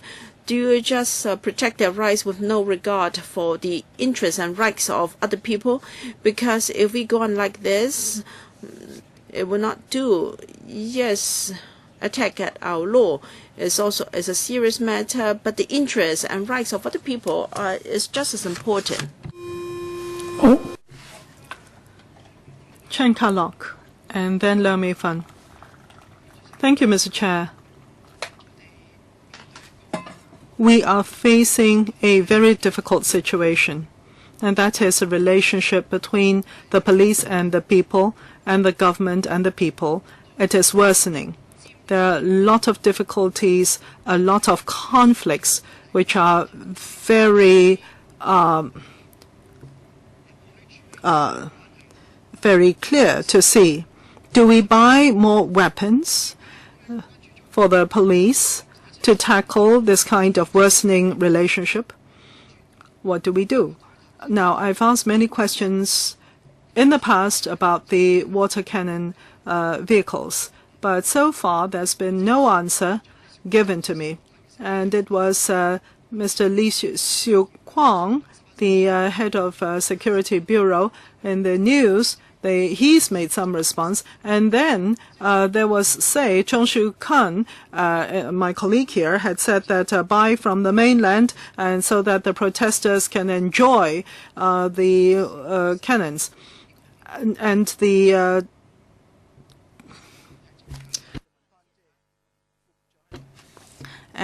some of the government officials are making a joke of this.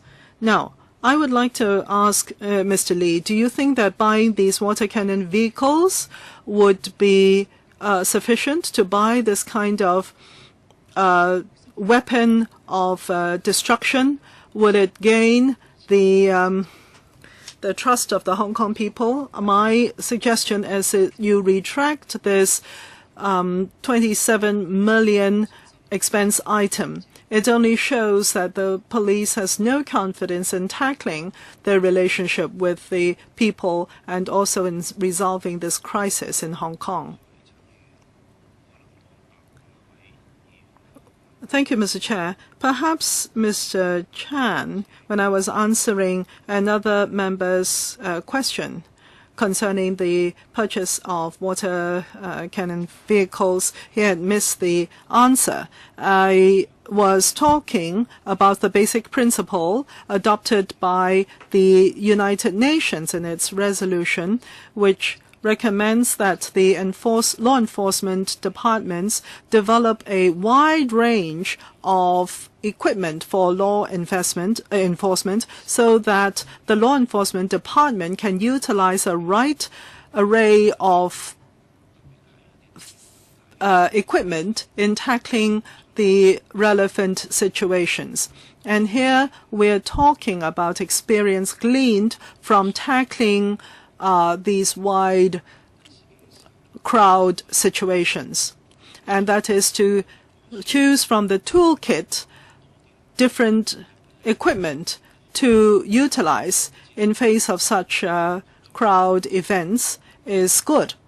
And for these vehicles with water spray, in the overseas experience, in police conferences, these vehicles have been given positive regard in the sense that they keep a distance between the police and the protesters. In the past, the most injuries have been caused because of bodily contact. If there can be less bodily contact, it would lower the risk of injuries.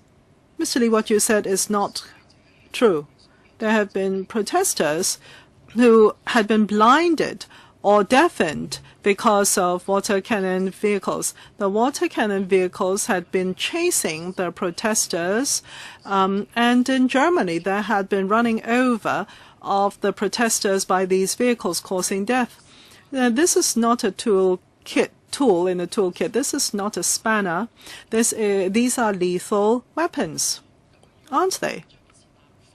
Do not lightly treat this issue.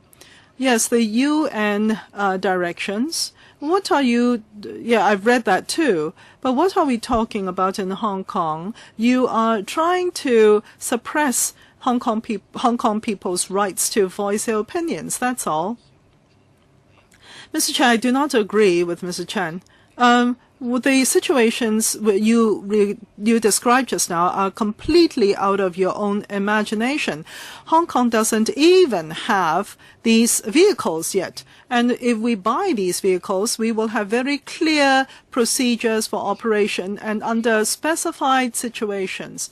The actions of the police are under strict confidence and there can be no monitoring of their actions. Mr. Chair, I think the police and community relationship is something that's relative. Some people think it's better, some people think it's worsened. For the Occupy Central protesters, they think it's worsened. But for the victims of the Occupy Central incident, the victims would say that they should be better protected and there should be more equipment to see to it that they're protected. Now, some people think that their ideals are more important than other people's freedom and other people's livelihood. They think that Hong Kong belongs to them, and they think that the police should not enforce a law. Whatever way the police enforce a law will not be right for them. And I am so glad that the police had been physically carrying away the protesters. And now, what other methods are there? During the occupation period, some people purposely angered and provoked the police. Some of them poured waste matter on the police, and the police were standing there day in, day out, subjected to abuse. And that is very difficult to accept. I mean, all along, I have been very confident in our police force because friends from different countries tell me that they stay in Hong Kong because of the law and order in Hong Kong, and the police in Hong Kong going out into the streets after 10 p.m. is not something worrisome for them. And this is not something that I say, but my friends say that there are some ridiculous politicians in Hong Kong who reprimand or who scold the police. I mean, I'm quoting some of these people, these foreigners who are residing in Hong Kong. And I also heard that in the community that where there are incidents, they scold the police, and where there are incidents, they seek the police for help. Now, and that is something that we know and we do not want to evade. Now, the question is, are there people who want to provoke the society of Hong Kong? Even kindergarten teachers use diagrams or pictures to say that the police are bad people. I think this is not right. I mean, politically, we need not agree, but to hurt the morale of the police, to injure their reputation, is directly to injure the law and order of Hong Kong. Now, I know from TV or the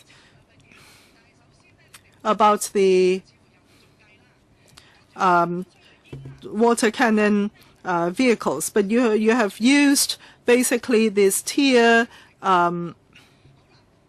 smokes, and that had elicited grave reactions from the community, and if you stop using that. And now, what other ways are there apart from water cannons, or water sprays? Will you have to make the people who occupy the streets go back home? That's my first question. The second question,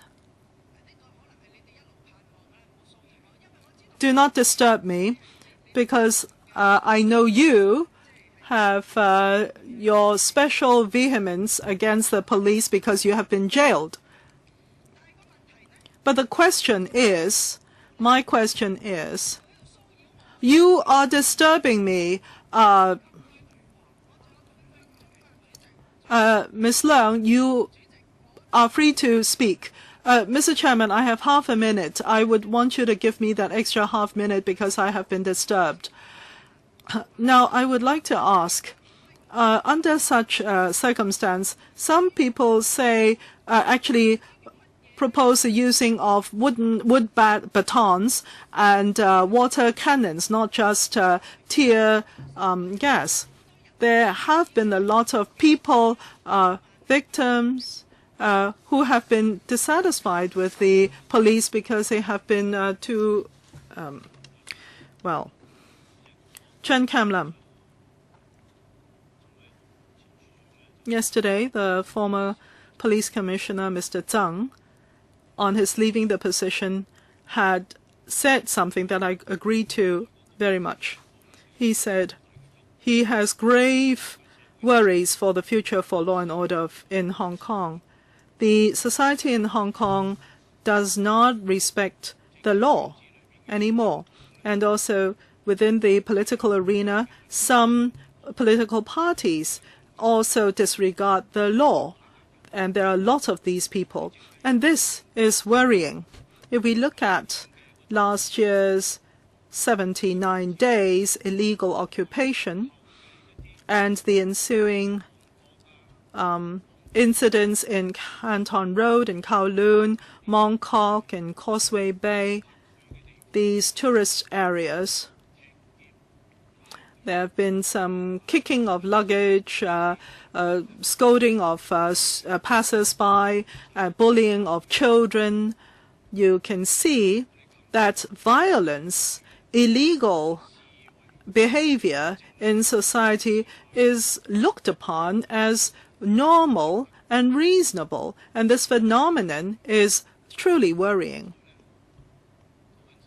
Just now, Mr. James To said, in the middle of the night, stepping out into Nathan Road, just a few blocks, occupying a small area of Nathan Road, and there are no cars around.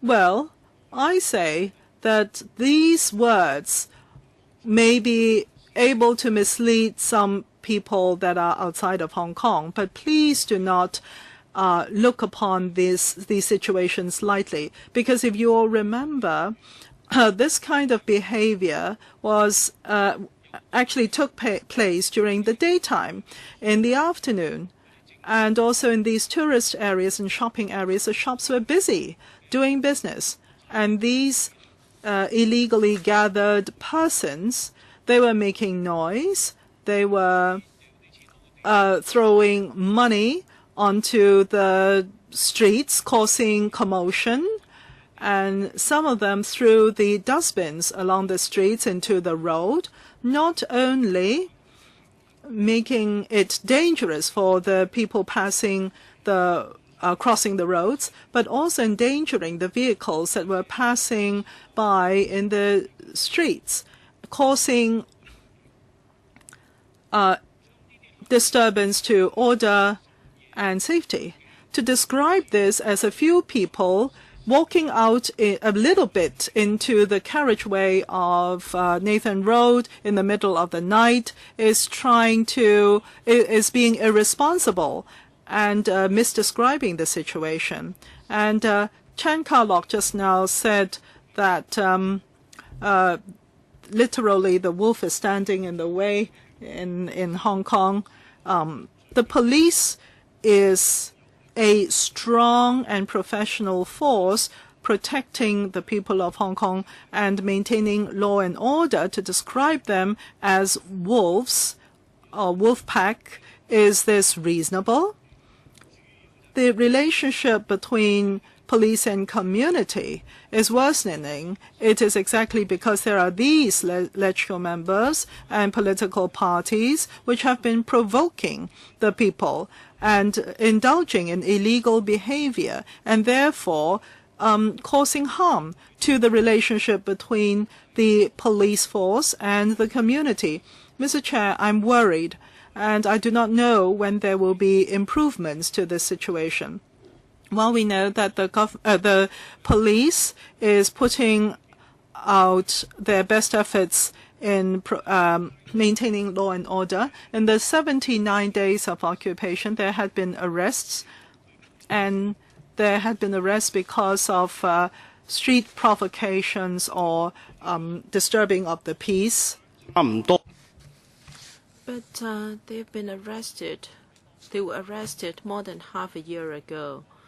And the former CP said back then that they would spend 3 months to look into the cases. So when are they going to be prosecuted? The public are very eager to see how these people should be punished by the law so that we can uphold the rule of law and maintain order in Hong Kong. Mr. Frankie Yik, I have a simple question, Mr. Undersecretary.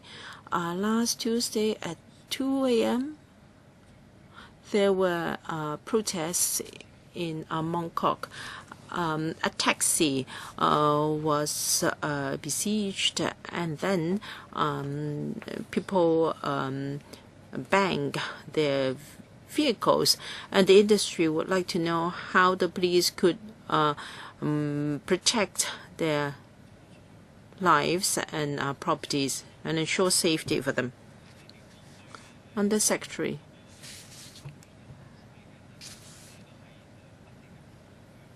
We've been appealing to organizers and participants of public processions to comply with the conditions imposed by the police and to be careful of bystanders' safety or passers-by safety.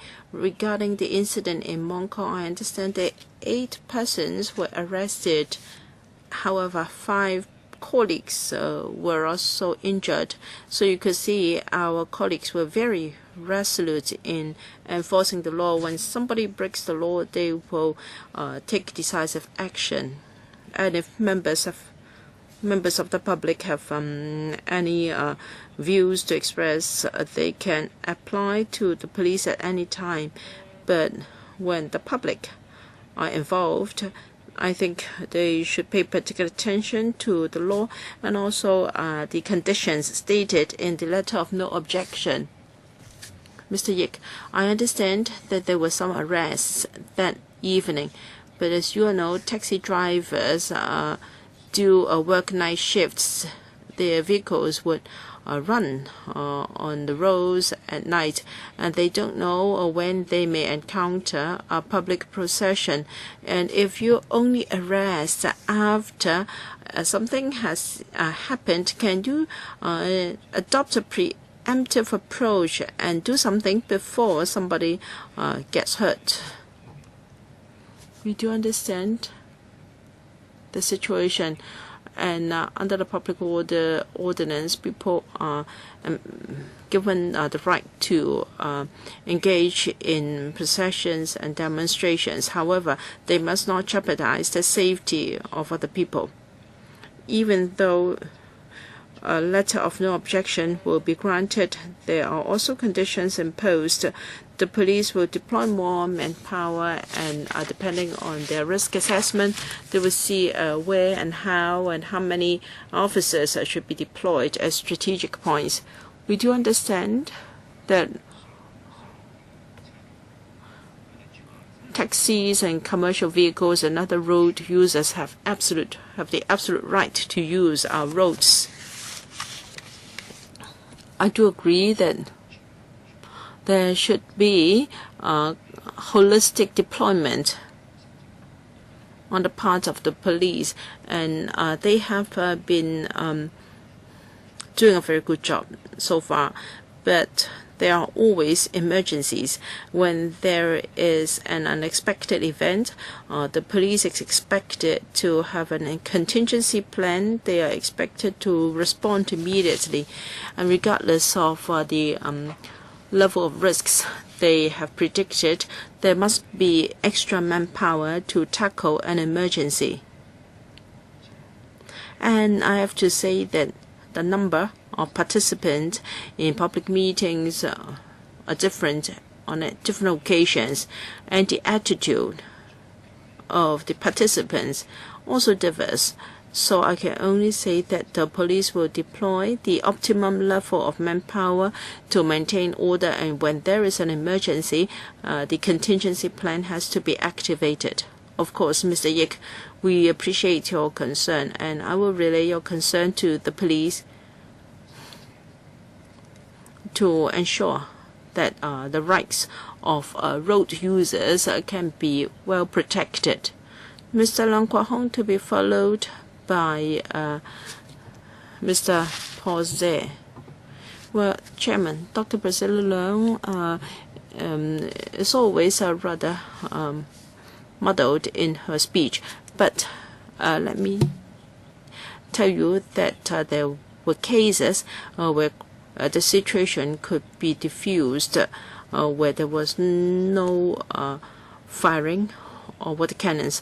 On the 27th of April, hundreds of thousands of students protested, and then back then on the mainland, there was no water cannon vehicles, and the crowd was peacefully dispersed. And on the 18th of October, there was another major protest in Germany.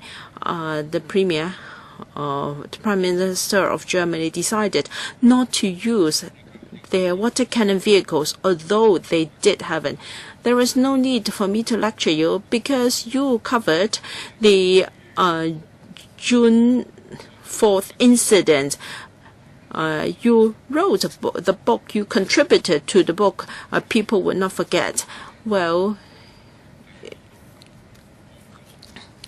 second, I don't hate the police. I don't fear them. Of course, individual police officers may hate me. It's just like the blue ribbons. There is a woman.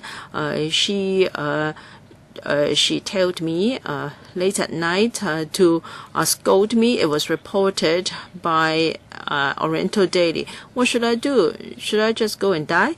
Now, Lam Tai-fai is not here. Without Siwa Leung, nothing would have happened.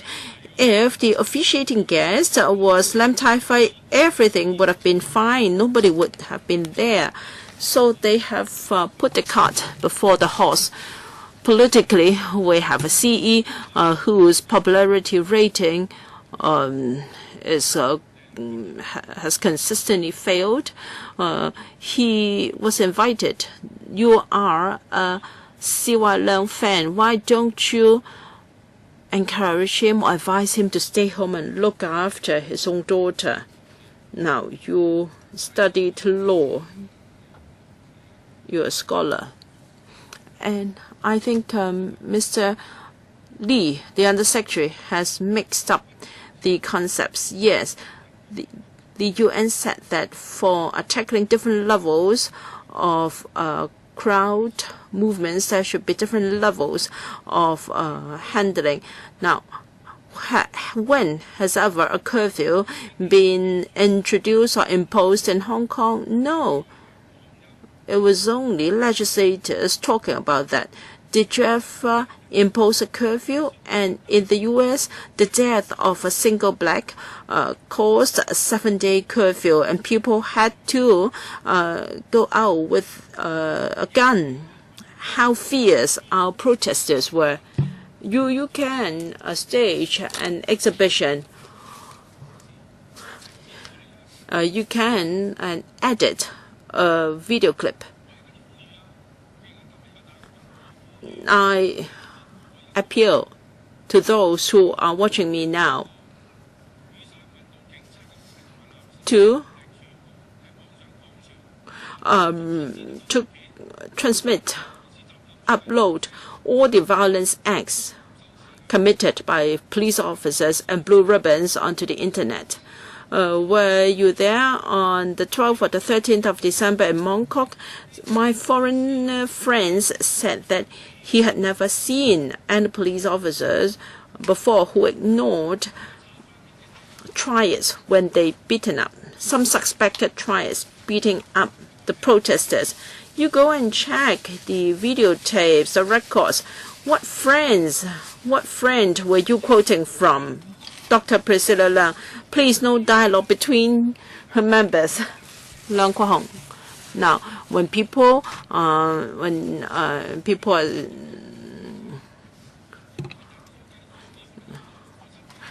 well, you can continue to disturb me. I've been various battles. I've been through various battles. I don't mind. Were you there in Mongkok on the 12th and the 13th of October, Priscilla Leung? Well, you go and check the internet and you can see the video clips. Since you said so, I appeal to all netizens in Hong Kong to upload all those documentaries to the internet for people to see. Leung Kwok-hong, your time is up. Please, will these two members stop talking? Mr. Pose, yes, this is a miniature of society. So just now, you could see when two people were quarreling, they become less civilized. So Hong Kong is just like that. And it's inevitable that some of our frontline police officers may adopt a tougher stance than before when tackling issues. It's just like our judiciary. Our judiciary, as well as the police, are organizations to uphold the rule of law, and both organizations have been affected to a certain extent. So the thing I ask for is a balance. When people are asking or calling upon people to fight with force, to resist with force, inevitably police officers have to use force, which was not necessary in the past. Now, this is something mutual. The law enforcers, the relationship between the law enforcers and the protesters is mutual. As the Undersecretary said, there should be a distance maintained between the two parties. Recently, we have seen cases where reporters were attacked.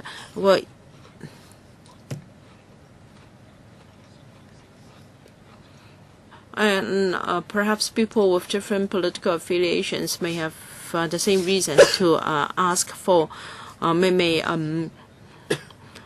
have the need to ask for some distance apart, the two parties. And the UN said that water cannon vehicles can be an option, and we must have, we need the need time to prepare such weapons or such tools.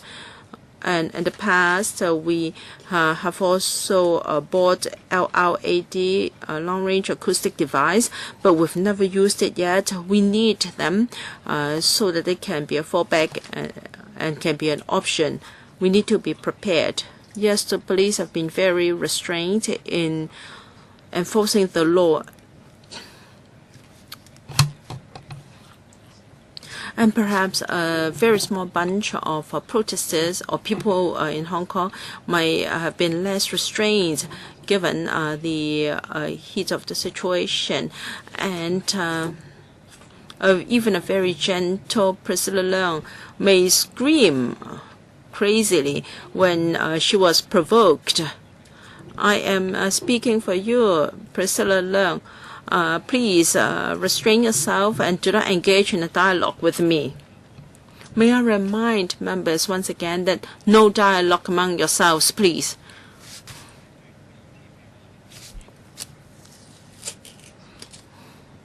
Dr. Kenneth Chen has shown us pictures time and again, injuries contracted by protesters.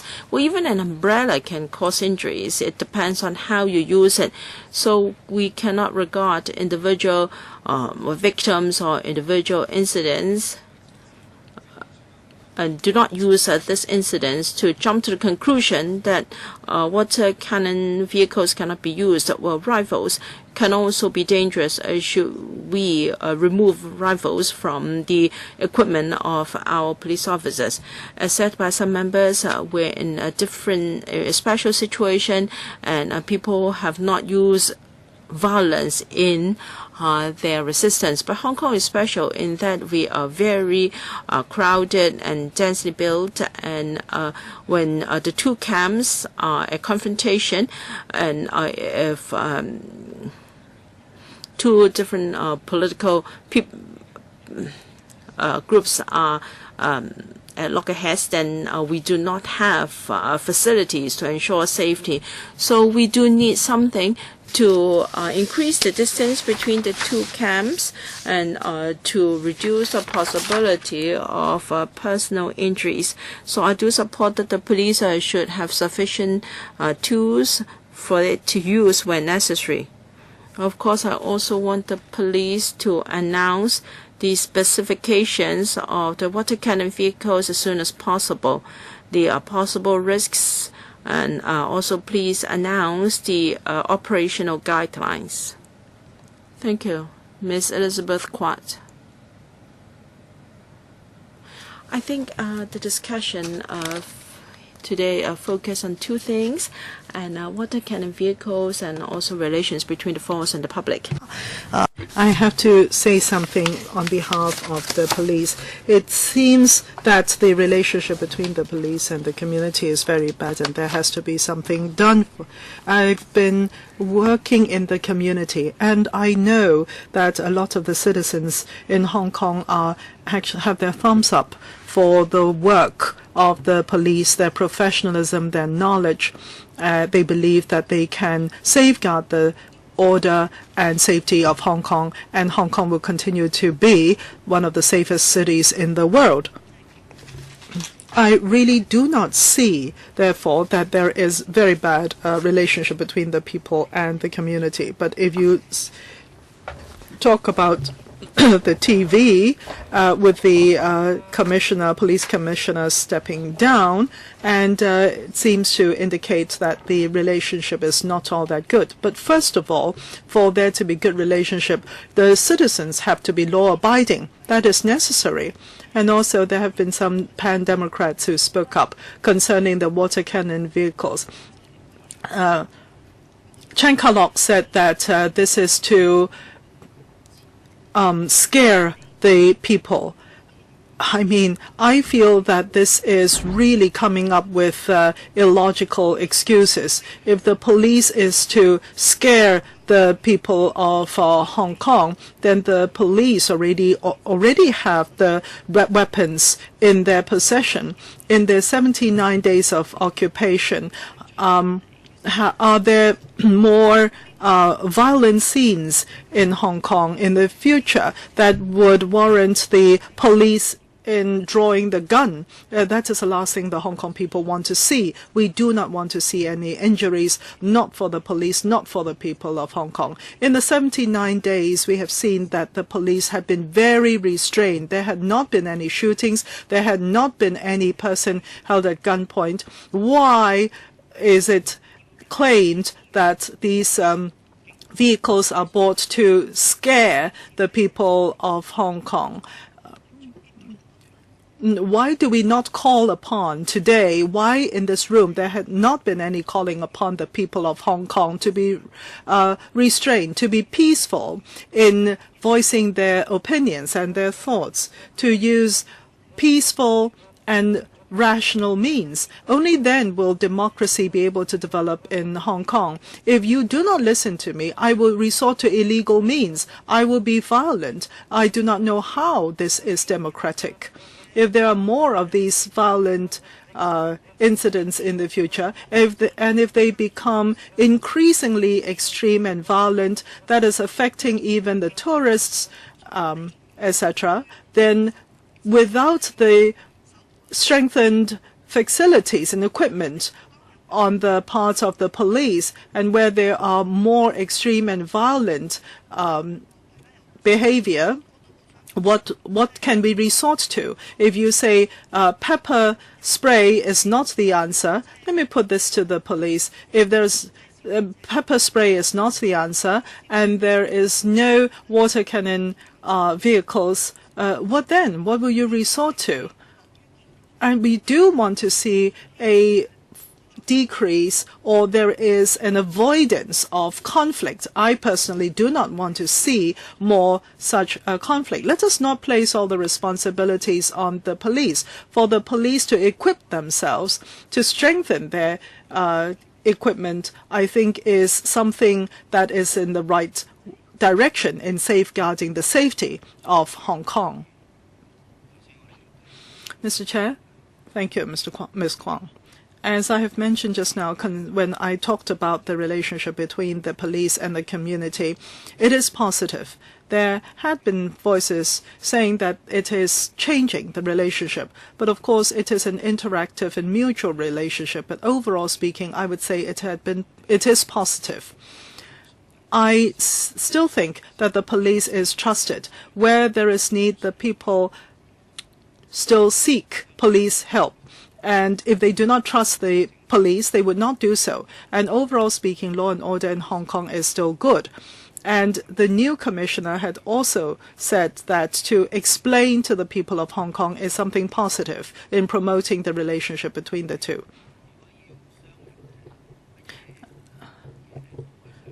Mr. Chair, anything can hurt, can cause injury, a spanner even. But what is most important is clear directions. In using this kind of, well, you can call it weapon, equipment, or water cannon vehicles in tackling protests, as long as the directions are fair and just and legal, that will be fine. And do not let our imagination go to the extreme, to the worst case scenario, and say that it will cause injuries. Well, as in shotguns, the police are equipped with guns, but do they use them? Because they abide by their directions, the practice. And why are the international community willing to travel to Hong Kong? Because Hong Kong is safe. They are willing to come here. So let us not raise everything up to the highest level and be alarmist and cause worry unnecessarily among the people. So as long as the directives are clear, the directions for use of the vehicles, and let us not be alarmist. And now, paragraph 8 there, concerning the February and March time in Hong Kong, these so-called anti-parallel trader protests. A total of 72 persons were arrested. These protests are highly detrimental to the reputation of Hong Kong. In the past 2 to 3 months, in a short space of time, Hong Kong had fallen from a 4th in the world, number 1 in Asia, in just a couple of months. For Hong Kong, which had enjoyed an image of welcoming to tourists and outsiders, have completely dropped in the positioning. The industry is highly worried, questioning these few hundred people, knowing that they will, within this period, every week, within that specified time, will continue to cause troubles. I do not know whether the police had these letters of protest. I do not know why the police allow them to continue with this kind of activity without issuing the letter of objection from the police. if these are obviously disruptive behavior or if there should be violent behavior in the future, how would the police handle them? Thank you, Mr. Chair.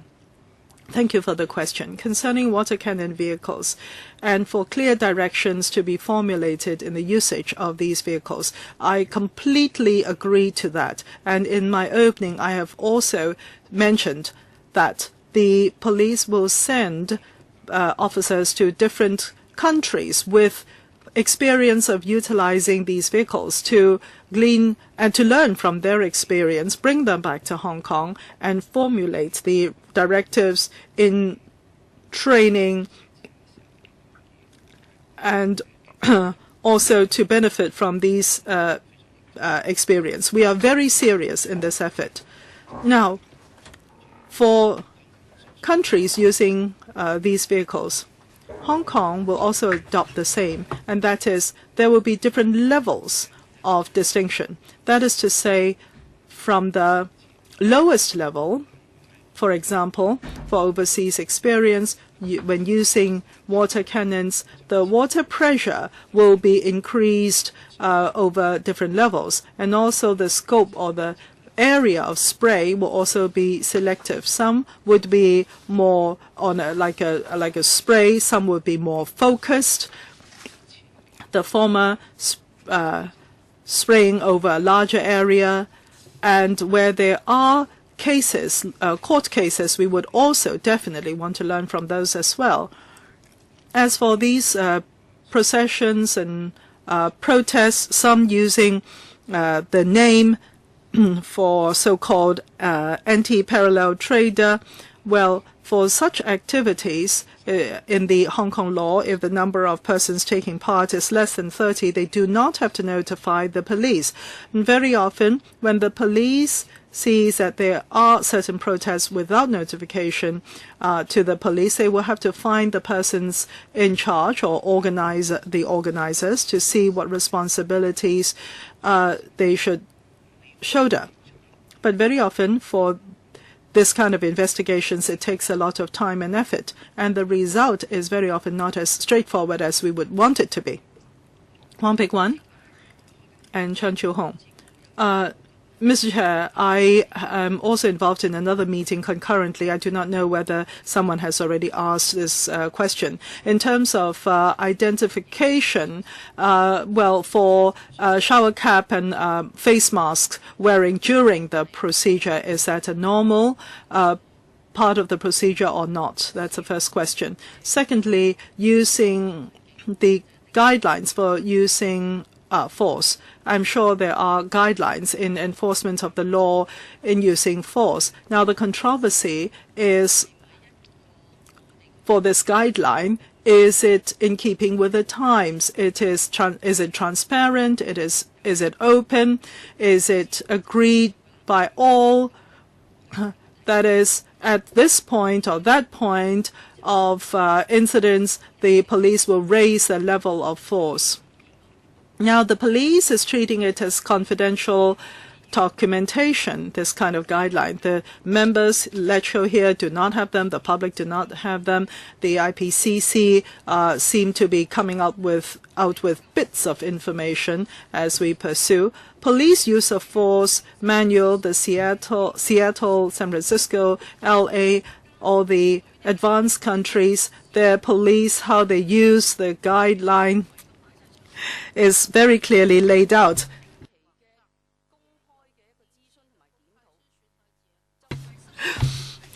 These are not to be hidden, so that the people in Hong Kong will not be able to query whether the police had been using too much force.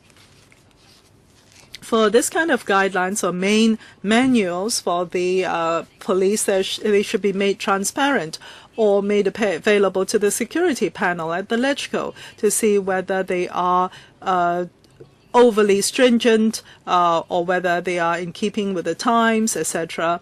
And also we should look into best practice, what should be retained and what would be the best practice outside of Hong Kong and other countries, and how we can lower the instance of using unnecessary force.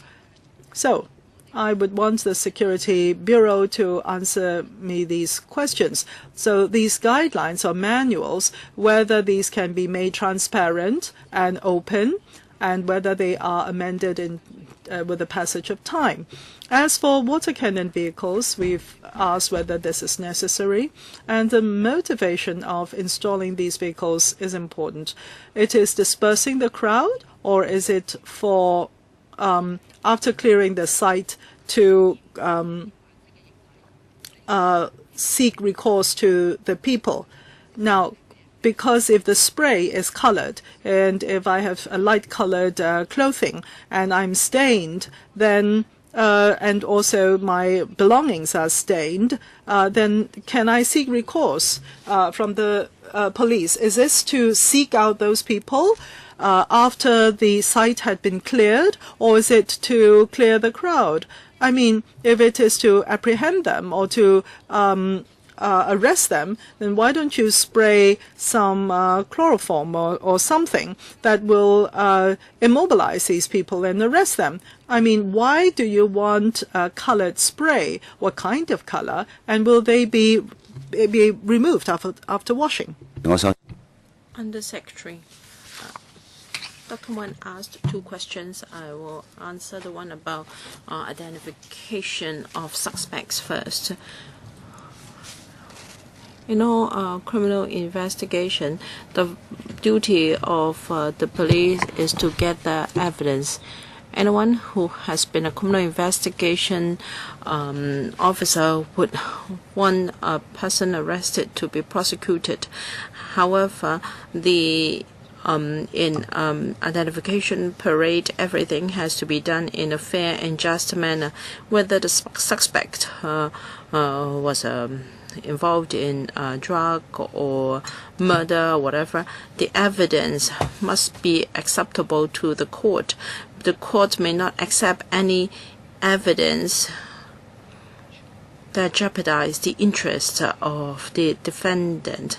We need an independent, we need at least someone at the rank of a chief inspector to take charge of the procedure. He must be independent of the investigation. But you are not answering my question. I'd like to know whether it is a normal procedure for suspects to wear a shower cap and a face mask, because if someone is dressed up like that, even his own brother may not be able to recognize him. But your time is up, Dr. Wong. Can I ask for a written reply, please? Dr. Fernando Zhang, and then Mr. Chen Kim-po. All right, Mr. Chen Kim-po, I'd like to know anyone here who is going to ask questions in the first round. I have no intention to give you a second round.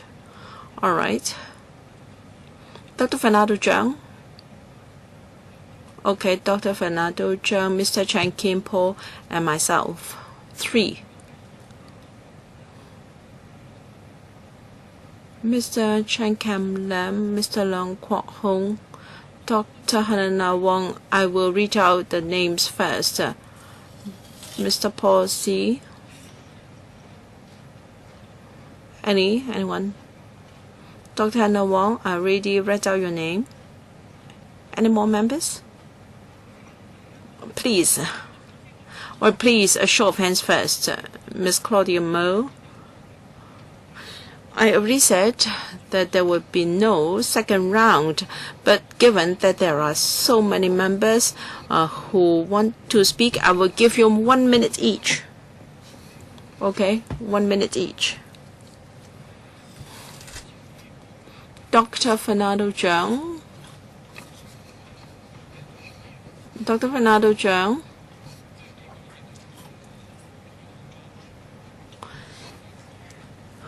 We are very concerned about this subject because people with different political views may use public meetings and processions to express their views. It is the police duty to maintain order and to protect the safety of participants. This is very important. But the police behaved in a manner on many occasions that caused us to, that was disappointing.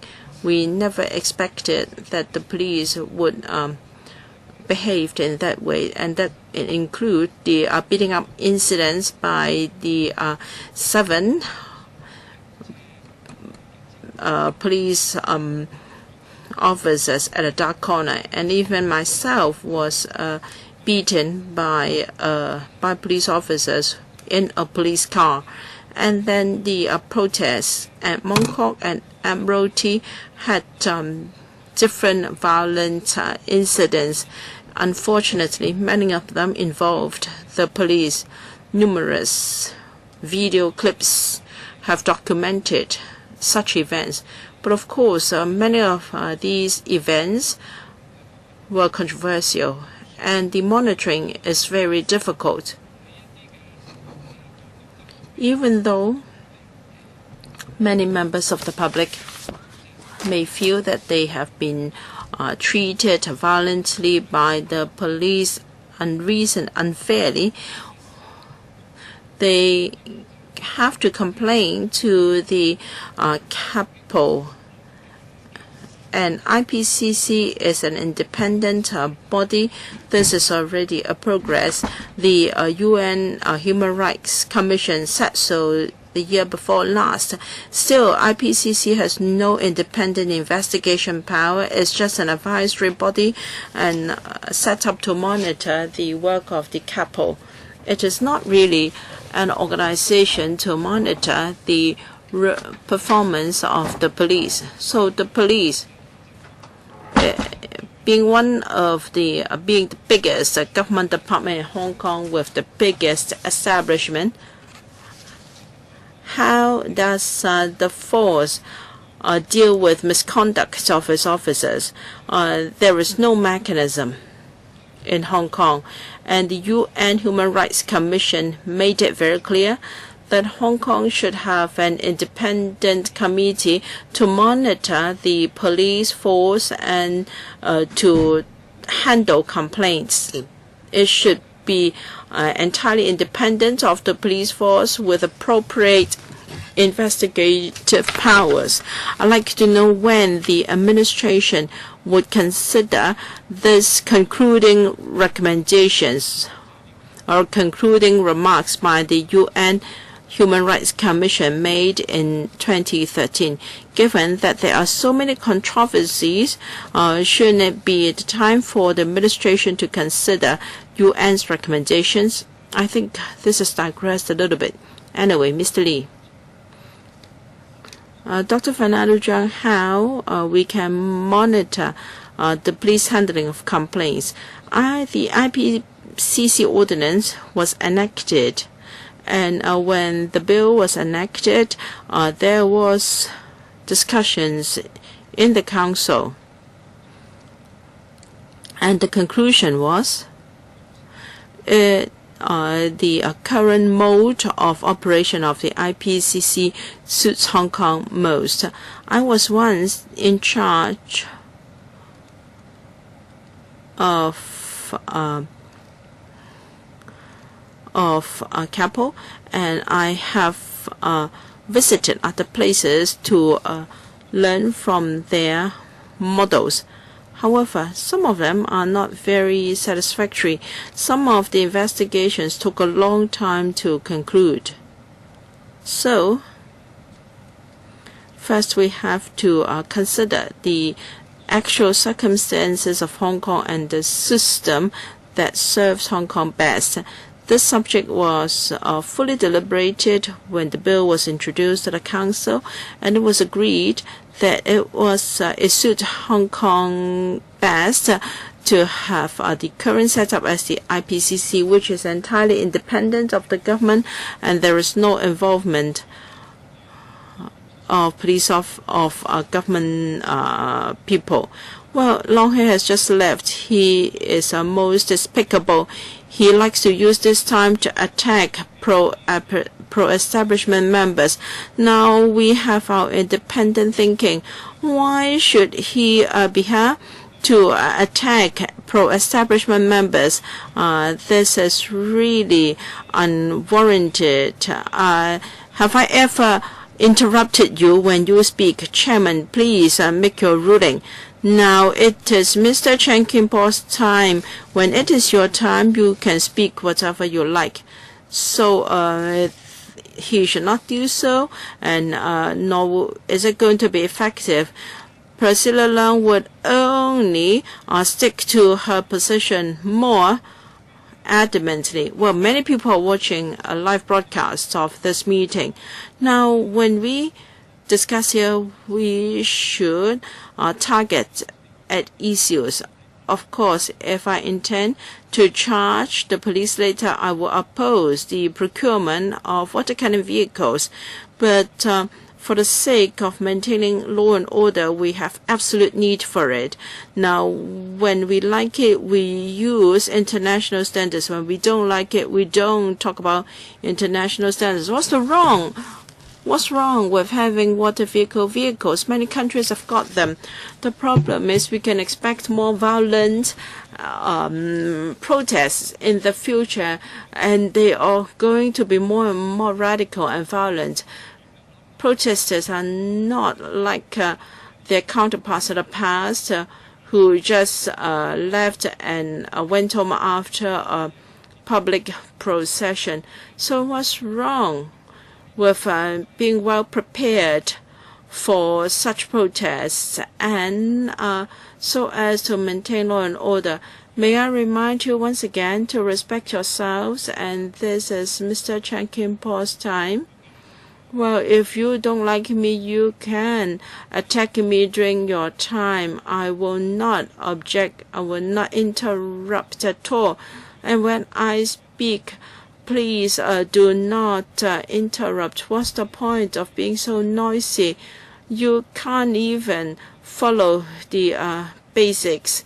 There is no dignity at all. So what I want to say is simple. I support that we need water cannon vehicles and also video cams. We see scholarism. Protesters have got their own video cams. So when are you going to purchase more personal video cams so that you can protect both sides? Of course, police officers are just employees. I observed how they observed their operation during the Occupy movement. They felt rather frustrated. They have to maintain law and order. They cannot choose to just go and tackle crimes. And they wonder how come people treated them in this way. So how could they bear prolonged verbal abuses? So I think it would be beneficial to both sides if we have personal video cams held by police officers. So Under Secretary, can you tell us what is the plan for procuring personal video cams? Regarding professional video cams, I will respond a little bit, and Mr. Lam can supplement. In a case in the U.S., in his ruling, the court had raised a few points about such a video recording. He said that such devices would be useful to ensure an objective, to ensure that objective facts can be known, and then it should be welcomed by both sides, and it would help to decide who's right or wrong. It can also protect law enforcers against malicious complaints. So we do have the plan to buy personal video cams for our police officers. Mr. Lam, in 2013, Phase 1, we tried out 50 such video cams, and last year we increased and other 300 video cams. Yes, it was useful for our frontline officers so that video recording could be done during operations. Now is my time.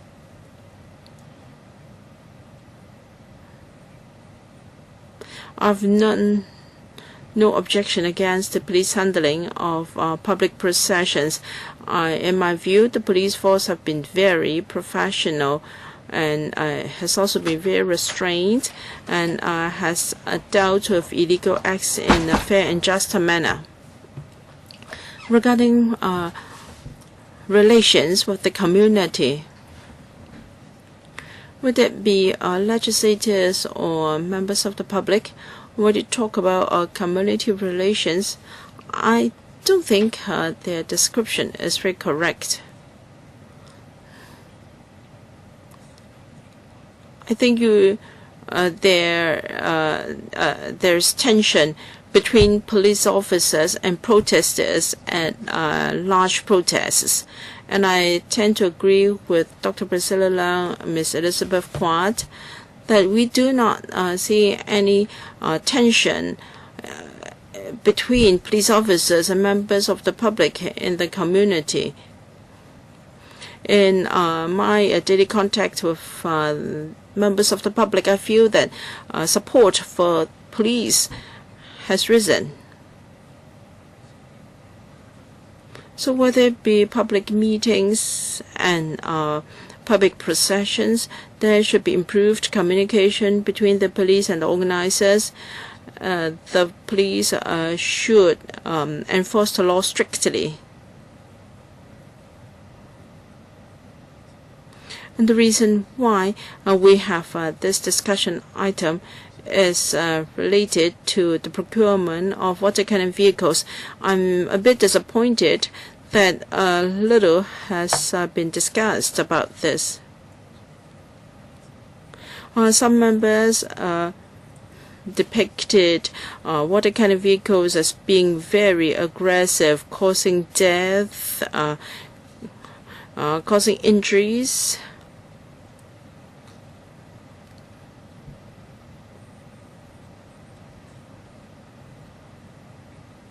If we describe heavy-duty equipment in such a way, this is inappropriate. Dr. Kenneth Chen talked about spanners. Well, it can also be a fatal weapon. So the crux of the matter is how you are going to use this equipment, this piece of equipment, and whether there can be effective control.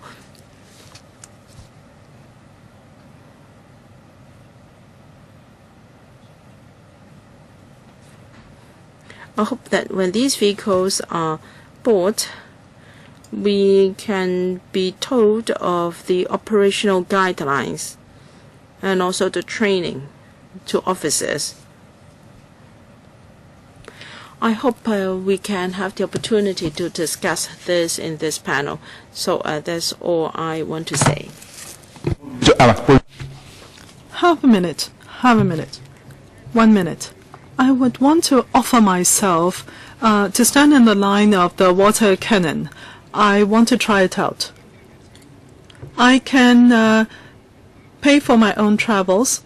If they are saying that they will buy the water cannon vehicle from a particular country, I want to be there. I will pay for my own travels. I want to try it out. Stand in the line of the water cannon. All right. The second round, 1 minute, Chen Kam-lam, Leung Kwok-hong included, and others. Now, if that is a problem, then I can just cancel this round. Very simple. If you have problems with it,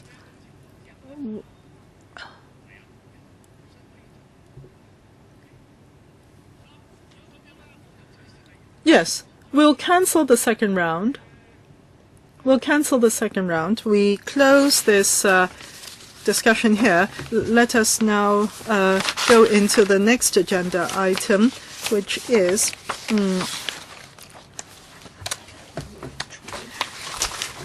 the new electronic ID, and the next generation electronic passport system, and we have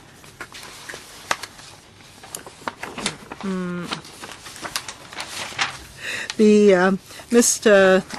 Billy Wu, Principal Assistant Secretary for Security D, Mr. David Chu, Assistant Director, Immigration Department, Lok Wai Man, Assistant Director, Immigration Department, Ms. Caroline Fan of the Immigration Department. Now, if this is ROP 83A, if you have any declarations of interest, would you please do that, members?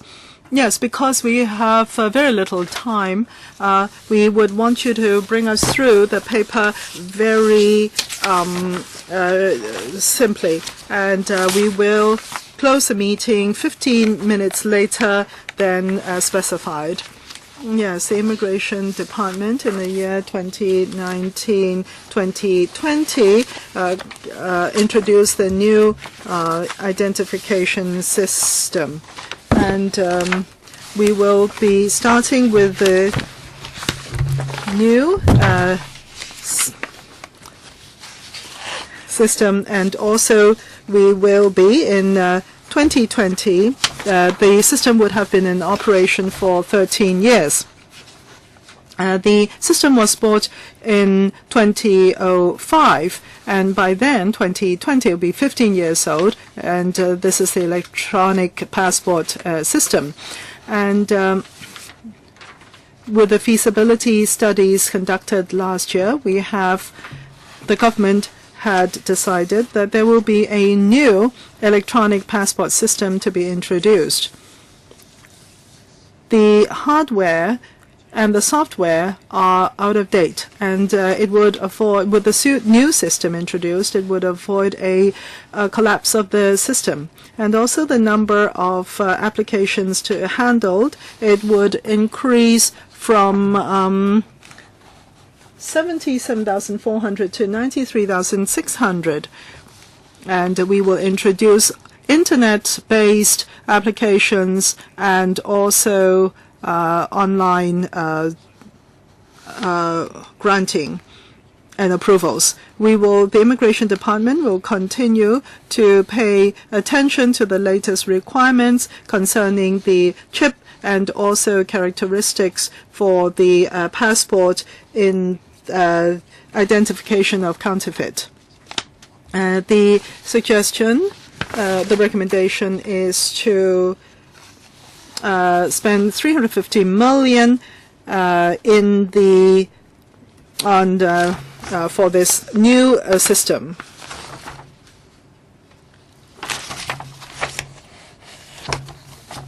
We have a number of members who would want to speak. Anybody else? I've read out. I will. Yes, I'm noting down all the names.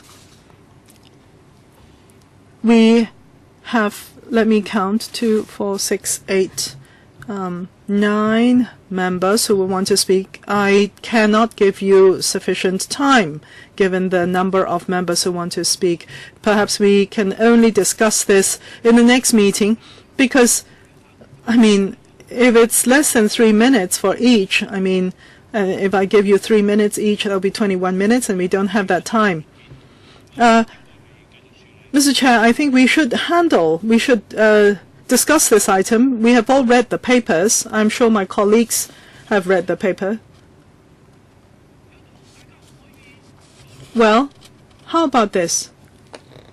Let's extend the meeting to 6 p.m. Now, I cannot extend it any further. In that case, 2 minutes each.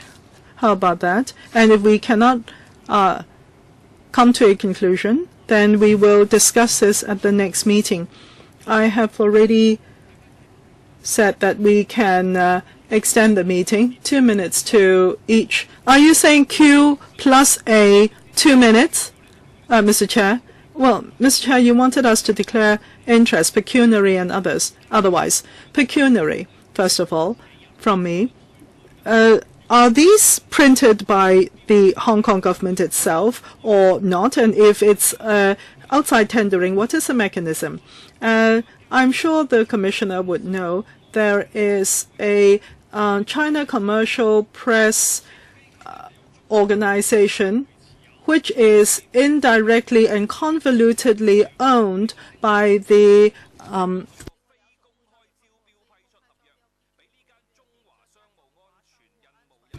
China Liaison Office. And there is a lot of government printing which is given to this organization. Does the government is it responsible for printing this, or does it disclose the award of the tenders? Well, this is an agreement signed during the time of the joint declaration, and that is all Hong Kong SAR passports, because they are a type of PRC passport. Therefore, the country will be responsible for printing these passports. And at the time, the country authorized the China Commercial Press Security Company Limited in printing these documents. And that arrangement had been kept in place until now. This organization, this press, in terms of the standards and also their safety, had been recognized. It is responsible for printing a lot of security documents, including checkbooks, gift vouchers, bank books, and other security cards. This is the C&C Joint Printing Company. Now, Mr. Chair, if in 2015-16 there is another new set of guidelines, would it mean that the government will be coming up with new passports again? And if there is in 2016-17 another new set of guidelines, what then? Now, for this kind of new generation electronic passport, does it overlap with the ID card that Hong Kong people have? Usually Hong Kong residents would go through the E-channel instead of going through the immigration counter. So how would this passport help? Actually, the directions are not only for the Hong Kong SAR, but for all members of the bank association, including international members. Now, Mr. Chair, my question is, if there is another set of guidelines coming out in 2016-17, will there be another printing of such passports? Well, Mr. Chair, that depends on the situation. This is the International Association of Banks. The standards are very high. Personal characteristics will have to be included in the passport, and all advanced countries abide by this. And of course, in terms of the design, whether there will be a new standard, of course, the International Civil Aviation Organization will consider that. And at present, for counterfeiting such passports, the incidence is very, very low. And since introducing or adopting this standard, there had only been one electronic passport counterfeit. And the quality of the counterfeit was very, very low indeed. And we therefore believe that the standard will be held high, and it will be held in place for a significant period of time. Now, I think Chan Chi-chun had also asked a question. For this passport, are you responsible for printing, that is a government, or do you hand it over completely for printing to this company concerned? Mr. Chair, for printing, the Immigration Department is responsible for printing these passports. That is, these empty blank passport pages. Upon reception by the Immigration Department, the Immigration Department will, within its own department, with stringent security protection, print these passports, and they will be delivered to the right place for retrieval. So the printing will be completely done in the Immigration Department. The speed and efficiency of printing of the printing of these passports have also been raised. Now, because of the size of so what you're saying, Mr. Chair, is that they provide you with blank passports, and in a secured environment, the Immigration Department will be printing the passport, and unless there is a back door where a third party will be able to get hold of the passports. Is it possible? Now, Mr. Chair, these are blank passport books being passed on to us. The content, the printer will not get the content of the Immigration Department. And now this organization or this company had ISO certification, and also internationally for international certification organizations, it also had attained such accreditation. And this is the only company in the Greater China region with this kind of certification. So, Leung Kwok-hong. So according to the Undersecretary, it's based on an arrangement agreed in 1996. So must this arrangement continue? Because the documents are issued by by China, is that right? Yes, this is an agreement reached between the UK and China. But then the UK is no longer around. I fail to understand. Does that mean that the joint declaration, although there was something specified in the joint declaration, but we have already transit to the basic law because one of the sovereign states is no longer around in the scene of Hong Kong. Under Annex 3 of the Basic Law and the nationality law of the PRC has been promulgated for implementation in Hong Kong, and the passport we issued here is under that law. And Article 154 of the Basic Law says that the central authorities authorize the Hong Kong SLG to issue passports according to the law, and so we have to comply with the law. So does the country strongly recommend that this company be used, or is it the only company that has the capability to do it in Greater China? Undersecretary, in 1996, the agreement was reached, and subsequent to that, the central government has entrusted the work to this CNC joint printing company. According to experience, it can fulfill the requirements. I am very baffled. The Undersecretary talked about the joint declaration, sometimes the Basic Law and the Annex 3, and then Article 45. Have you heard that since the reunification, the joint declaration is no longer in force? When British Parliament members wanted to visit Hong Kong during the Occupy movement, the other side was told by Chinese officials that the joint declaration was no longer valid. So why do you drag the joint declaration into this discussion? And then you talked about Annex 3 of the Basic Law, where if you had said that for whatever reason in 1996 this company was asked to do it, and we continue with the practice.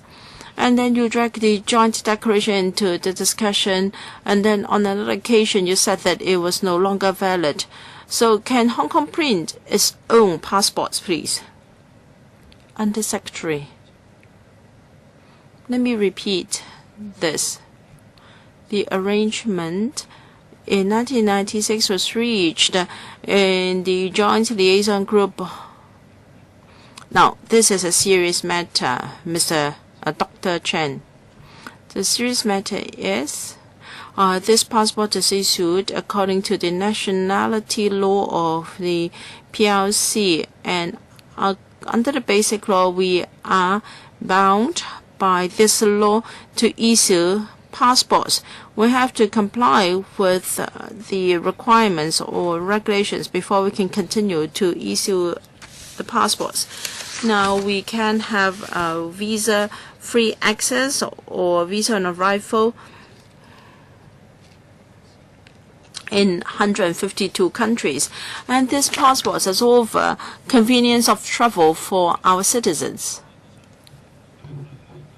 Mr. Chen Kam Lam. Chairman, can we have order in the meeting? And they've wasted some of my time. I want it to be made up.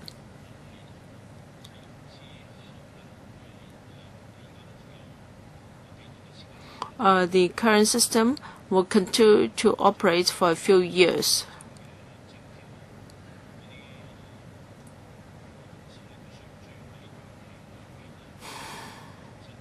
So for people who have renewed their passports during the transitional period, will they have to replace their passports when the new passport is in place?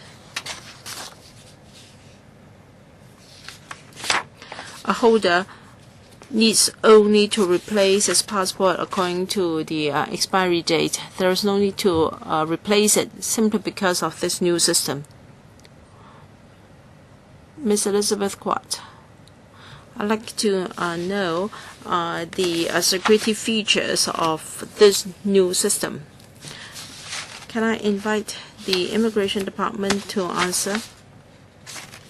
Well, in this new system, the page containing personal particulars of the holder, there will be a transparent window, and there will be other security features. The security features are very stringent. So even our current passports are very secure. So far, we've only detected one case of a forged document. So we will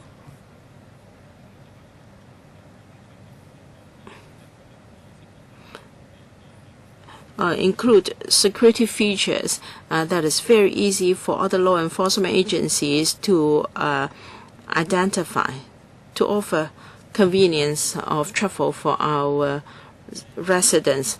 How long will it take for all passports to be replaced? All passports have their respective expiry date, and holders can replace the passports according to the expiry dates. That there is no requirement for all passports to be replaced. But is there a cutoff date for the current system to be effective? Well, all passports have their own expiry dates, and the passport has to be replaced according to that date. Mr. Mr. Porter, as we all know, passports are important documents issued by the country. Given the importance of this document, can we depart from our normal practice of seeking a few quotations before awarding the contract to a certain contractor? And I think in other countries they have special contractors to do the printing, and not as suggested by colleagues, that is to ask any other, just any printer to do it.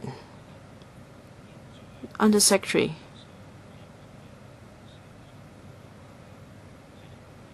The fees charged by this company is very reasonable. We are now charging $370 per passport. But in other countries, they are charging anything between $460 to and $1,500. UK 840, Canada 1,500, and Australia 760, so on and so forth. So all personal particulars will only be accessible to the Immigration Department. As I explained, the company would only provide us with blank passports. Now I'm asking whether other countries will ask a private entity to do it, or will they choose a printing company very stringently? If my memory serves me, there are at least 2 countries that print their own passports.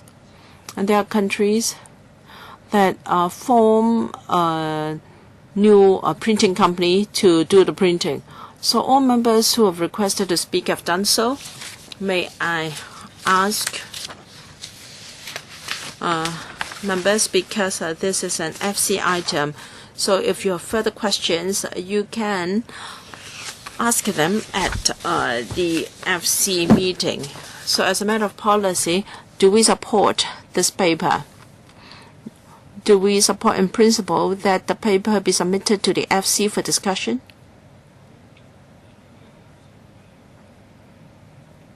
All right, the message I get is that members have no objection, so the paper will be recommended to the, we agree that the paper can be submitted to the FC. Any other business? No, then meeting adjourned. Thank you.